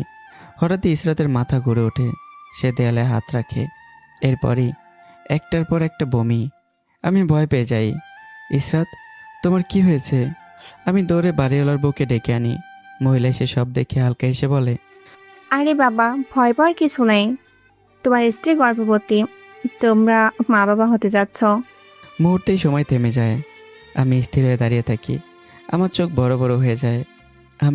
বাবা, আমার ঠোঁট কাঁপে। আমি হাসতে চাই কিন্তু পারি না। হঠাৎই আমার বুক ভেঙে যায়। অজরে কাঁদতে শুরু করি। সব কষ্ট, সব অপমান, সব একাকিত্ব আজ যেন এক মুহূর্তে ভেঙে বের হয়ে আসে। বাড়িওয়ালার বউ চুপচাপ চলে যায়। ইসরাত বসে থাকে স্তব্ধ। তার বুকের ভেতর এক অদ্ভুত অনুভূতি। আমি মা হব? কেন এত ভালো লাগছে? এটাই কি সংসার? মা হওয়ার অনুভূতি। সে নিজের পেটে হাত রাখে। তার চোখে অজানা এক কোমলতা জন্ম নেয়। কিছুক্ষণ পর আমি ইসরাতকে নিয়ে ডাক্তারের কাছে যাই। ডক্টর সব পরীক্ষা করে হেসে বলে, কংগ্রাচুলেশন, আপনি প্রেগনেন্ট। এবার আর কোনো সন্দেহ নেই। খবর পৌঁছে যায় খান বাড়িতে। আসলাম খান শুনে যেন নিজেকে ধরে রাখতে পারে না। তার মুখে আনন্দের ঝলক। আলহামদুলিল্লাহ, কারণ যে মিথ্যা একদিন অপমানের কারণ ছিল, আর সেটা সত্যি হয়ে গেছে। দিন গড়িয়ে যায়, 10টা দিন পার হয়। আমি যত্ন নিচ্ছি ইসরাত খাচ্ছে কিনা, সময় মতো ওষুধ নিচ্ছে কিনা, আর ইসরাত অদ্ভুতভাবে শান্ত হয়ে গেছে। অন্যদিকে শারমিন খান ফোনে আবিরের সাথে কথা বলছে। আমি সব ছবি পাঠিয়ে দিয়েছি ওর বান্ধবী, বন্ধুর আর ওই ছেলেটারও। একটু থামে। আর একটা কথা, ইসরাত কিন্তু সত্যি প্রেগনেন্ট। ওবাসে নীরবতা, তারপর আবিরের কণ্ঠ বদলে যায়। কি বললে? ইশরাত প্রেগনেন্ট? তার নিঃশ্বাস ভারী হয়ে ওঠে, তার শরীর কাঁপছে, চোখ লাল, কিন্তু সে নিজেকে সামলায়। খুব ঠান্ডা গলায় বলে, ছোট মা, আগামীকাল আমি আমার চাল চালবো। লাইন কেটে যায়। 2 দিন পর আমার ফোনে একটা হঠাৎ ভিডিও আসে, অচেনা নাম্বার। আমার বুক ধুক করে ওঠে। আমি ভিডিওটা ওপেন করি। ভিডিওতে ইসরাত আর নেহা বলছে, দোস্ত তুই সত্যিই বাচ্চা নিলি? আমার চোখ বড় বড় হয়ে যায়। ইসরাতের কণ্ঠ ছবি একদম পরিষ্কার। এই বাচ্চাটা নিলাম বাবার চোখে যেটা মিথ্যা ছিল সেটা সত্যি করার জন্য। আমার হাত কাঁপতে শুরু করে। নেহা আবারও, এখন সত্যি হলো। এই বাচ্চা নিয়ে কি করবি? ইসরাত নির্দয় আর ঠান্ডা কণ্ঠে বলে, এখন কি করব? এই বাচ্চা আমি পালন করতে পারবো না। যেভাবেই হোক বাবার সব সম্পত্তি আমার নামে আসুক, তারপর ওকে কোনো এতিমখানায় দিয়ে আসবো। 1 সেকেন্ড থেমে বলে, এরপর তার বাবাকে ডাস্টবিনে। সবচেয়ে ভয়ঙ্কর কথাগুলো শুনে আমার শ্বাস বন্ধ হয়ে আসে। ভিডিও শেষ, নীরবতা। আমি দাঁড়িয়ে আছি, কিন্তু আমার ভেতরে সব কিছু ভেঙে পড়েছে। আমার শরীর থরথর করে কাঁপছে, কপাল বেয়ে ঘাম ঝরছে। আমার সামনে যেন হঠাৎ করে পৃথিবী উল্টো হয়ে গেল। একটা মাত্র ভিডিও দেখেই আমার সমস্ত বিশ্বাস, সমস্ত নিশ্চয়তা ভেঙে চুরমার হয়ে গেল। মনে মনে ভাবতে লাগলাম, তাহলে কি এতদিন যা কিছু ছিল সবই অভিনয়? ভালোবাসা নামে প্রতারণা? শুধুই বাবার সম্পত্তির লোভে এত নিখুঁত একটা নাটক সে করছিল? নিজের সন্দেহকে আর দমিয়ে রাখতে না পেরে আমি তড়িঘড়ি করে সে নাম্বারে ফোন করলাম, কিন্তু ফোন বন্ধ। একবার দুবার বারবার চেষ্টা করে একই ফল। ঠিক তখনই দরজা ঠেলে ইসরাত ঘরে ঢুকে নরম কণ্ঠে জিজ্ঞাসা করলো, তুমি কি খাবে? আজ কি রান্না করব? আমি যেন মুহূর্তে স্তব্ধ হয়ে গেলাম। আমার মনে হলো এই মেয়েটা কি অসাধারণ অভিনয় না করতে পারে। বাইরে এত শান্ত, এত স্বাভাবিক, আর ভেতরে লুকিয়ে আছে কত বড় ছলনা। মনে মনে আমি তীব্র ঘৃণায় ফিসফিস করে উঠি। কি নিখুঁত অভিনয়! কিন্তু আর না, সব বুঝে ফেলেছি আমি। এখন শুধু অপেক্ষা আমার সন্তানের পৃথিবীতে আসার। ইসরাত আবারও বলল, কি হলো? কিছু বলছো না কেন? কি রান্না করব? আমি নিজের ভেতরের আগুনটাকে কোনোভাবে চাপা দিয়ে শান্ত স্বরে বললাম, তোমার যা ইচ্ছা সেটাই রান্না করো। এই উত্তর শুনে ইসরাতের মুখে একরাশ হাসি ফুটে উঠল। সে খুশি মনে ঘর থেকে বেরিয়ে গেল, আর আমি বিস্ময়ে তাকিয়ে রইলাম। এই অভিনয়ের গভীরতা আমাকে প্রতিনিয়ত আরও বিভ্রান্ত করে তুলছে। দিন যেতে লাগলো। প্রতিদিন ইসরাত নতুন করে তার দায়িত্ব, যত্ন আর ভালোবাসা দিয়ে আমাকে ঘিরে রাখে। আমি অবাক হই, তবুও মনে মনে দোষারোপ করি। সব কিছুই আমার কাছে এক নিখুঁত অভিনয় ছাড়া আর কিচ্ছু নয়। তবুও নিজের সমস্ত কষ্ট ভুলে শুধুমাত্র অনাগত সন্তানের কথা ভেবে আমি ইসরাতের যত্ন নেই, সময় মতো ওষুধ খাওয়াই, খেয়াল রাখি। এক অদ্ভুত টান আর দ্বন্দ্বে জড়িয়ে পড়ে আমার জীবন। এইভাবেই কেটে যায় আরও 4টি মাস। ইসরাত এখন 6 মাসের গর্ভবতী। তার চলাফেরায় কষ্ট স্পষ্ট, তবুও মুখে এক অদ্ভুত প্রশান্তি। এরই মধ্যে এক শুক্রবারে আসলাম খান আমাদের দুজনকেই নিজের বাসায় দাওয়াত দেন। আমি আর ইসরাত সেখানে উপস্থিত হই। ইসরাতের ভারী হয়ে ওঠা শরীর নিয়ে হাঁটতে কষ্ট হচ্ছিল, তবুও সে ধীরে ধীরে সব সামলাচ্ছিল। আসলাম খান, আকরাম খান, তাদের পরিবার সবাই মিলে একসাথে বসে খাওয়া দাওয়া করছিলাম। ঘর ভরেছিল হাসি আর কথোপকথনে। খাওয়া শেষ হতেই হঠাৎ করে দরজার সামনে এক অপ্রত্যাশিত উপস্থিতি। আবির। ঘরে পরিবেশ যেন মুহূর্তেই জমে গেল। হঠাৎ করে দরজার সামনে দাঁড়িয়ে থাকে ছেলেটি বিকট স্বরে বলে উঠল, ওয়েলকাম টু মাই হাউস বাবা মা, চাচ্ছু ছোট মা। তার কণ্ঠে ছিল এক অদ্ভুত উচ্ছ্বাস, কিন্তু সেই উচ্ছ্বাসের ভেতরে যেন লুকিয়েছিল শীতল কোনো সুর, যা শুনে মুহূর্তেই পুরো ঘরটা নিস্তব্ধ হয়ে গেল। সবাই থমকে গেল। কারো হাতের গ্লাস মাঝ আকাশে স্থির, কারো মুখে অর্ধেক কথাই থেমে গেল। আসলাম খান বিস্ফোরিত চোখে তাকিয়ে রইল। তার ঠোঁট কাঁপছিল, কিন্তু কোনো শব্দ বেরোচ্ছিল না। মনে মনে শুধু একটা কথাই প্রতিধ্বনিত হচ্ছিল, আবির, এ কিভাবে সম্ভব? ও যদি এখানে আসে তবে তো সব শেষ। আমার মেয়ের সংসার, তার জীবন। আকরাম খান চেয়ার থেকে আধা উঠে আবারও বসে পড়লেন। যেন পায়ের নিচের মাটি হঠাৎ সরে গেছে। বাড়ির অন্য সদস্যরাও একে অন্যের মুখের দিকে তাকিয়ে আছে, অবিশ্বাস, ভয় আর বিস্ময়ের মিশ্র ছায়া সবার চোখে। কিন্তু সবচেয়ে বেশি স্থির হয়ে গেল ইসরাত। তার চোখ দুটো যেন হঠাৎ করেই বড় হয়ে উঠল, ঠোঁট শুকিয়ে এলো, মুখে কোনো শব্দ নেই, কিন্তু তার দৃষ্টিতে স্পষ্ট আতঙ্ক, যেন অতীতের কোনো দুঃস্বপ্ন হঠাৎ জীবন্ত হয়ে সামনে এসে দাঁড়িয়েছে। আমি অবাক একবার ইসরাতের দিকে, আরেকবার আবিরের দিকে তাকাচ্ছি। আমি বুঝতে পারছি এই মানুষটার আগমন সাধারণ কিছু নয়। এরপরই ঘটল আরেক দৃশ্য। আবিরের মা নিজেকে সামলাতে পারলেন না, আবির, আমাদের ছেলে। বলে ছুটে এসে তাকে জড়িয়ে ধরলেন। তার চোখ থেকে অঝরে পানি ঝরছে, হাত কাঁপছে, যেন বহুদিনের হারানো ধন ফিরে পেয়েছেন। আবিরের বাবা এগিয়ে এসে ছেলের কাঁধে হাত রাখলো। চোখ ভিজে উঠছে, কিন্তু নিজেকে শক্ত রাখার চেষ্টা করছেন। এই আবেগক্ষণ মুহূর্তেও আবির স্থির, তার ঠোঁটে হালকা এক হাসি, না পুরো নির্লিপ্ততা। সে ধীরে ধীরে মায়ের কাঁধে হাত রাখলো, কিন্তু সেই স্পর্শ ছিল না কোনো উষ্ণতা, বরং অদ্ভুত এক নিয়ন্ত্রিত শীতলতা। তার চোখ ঘুরে এলো সবার উপর দিয়ে, শেষে গিয়ে থামলো আমার উপর। একটু থেমে মাপাসরে বলল, ও, তুমি নিশ্চয়ই অনেক।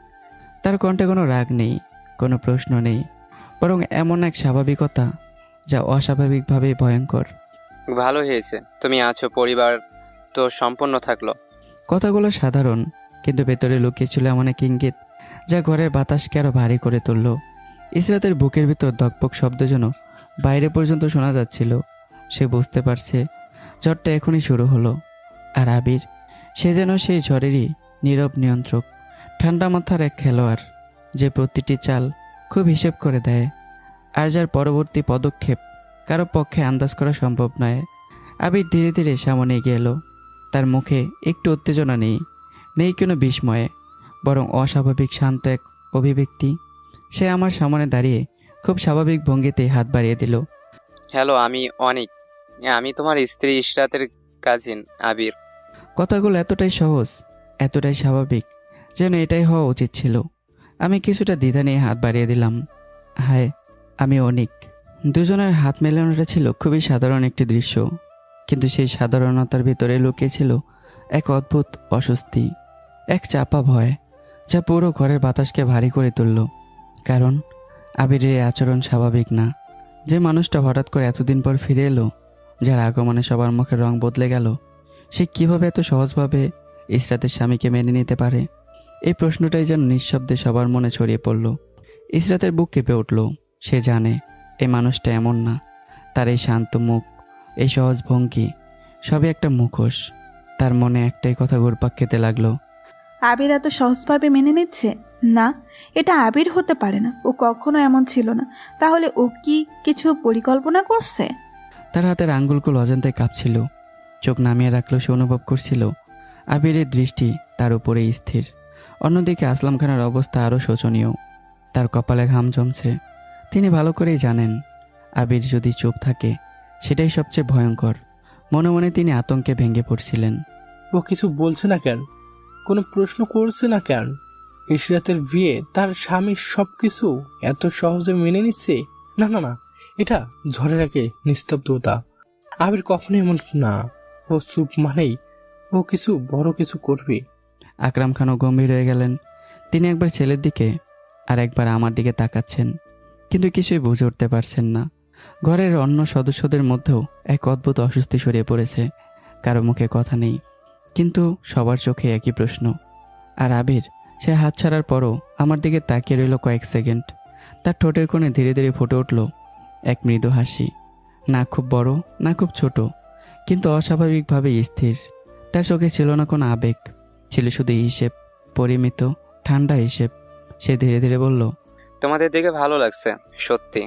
কথাটা শুনতে যতটা সহজ, তার ভেতরের শীতলতা ততটাই গভীর। এই একটি বাক্যেই যেন সবার মেরুদণ্ড বেয়ে ঠান্ডা একটা স্রোত নেমে গেল। কারণ কেউ বিশ্বাসই করতে পারছে না, আর কেউ বিশ্বাস করতে চাইছেও না। আবির এত সহজ হতে পারে না। সে যদি শান্ত থাকে তাহলে তার মানে খেলা শুরু হয়ে গেছে। আর সেই খেলায় কে হারবে কে জিতবে তা এখনও কেউ জানে না। তো বন্ধুরা, বলেন তো কি খেলা হতে চলেছে আর কে জিতবে? আপনাদের গল্পের নায়ক, নায়িকা নাকি ভিলেন? অবশ্যই কমেন্ট করে জানাবেন।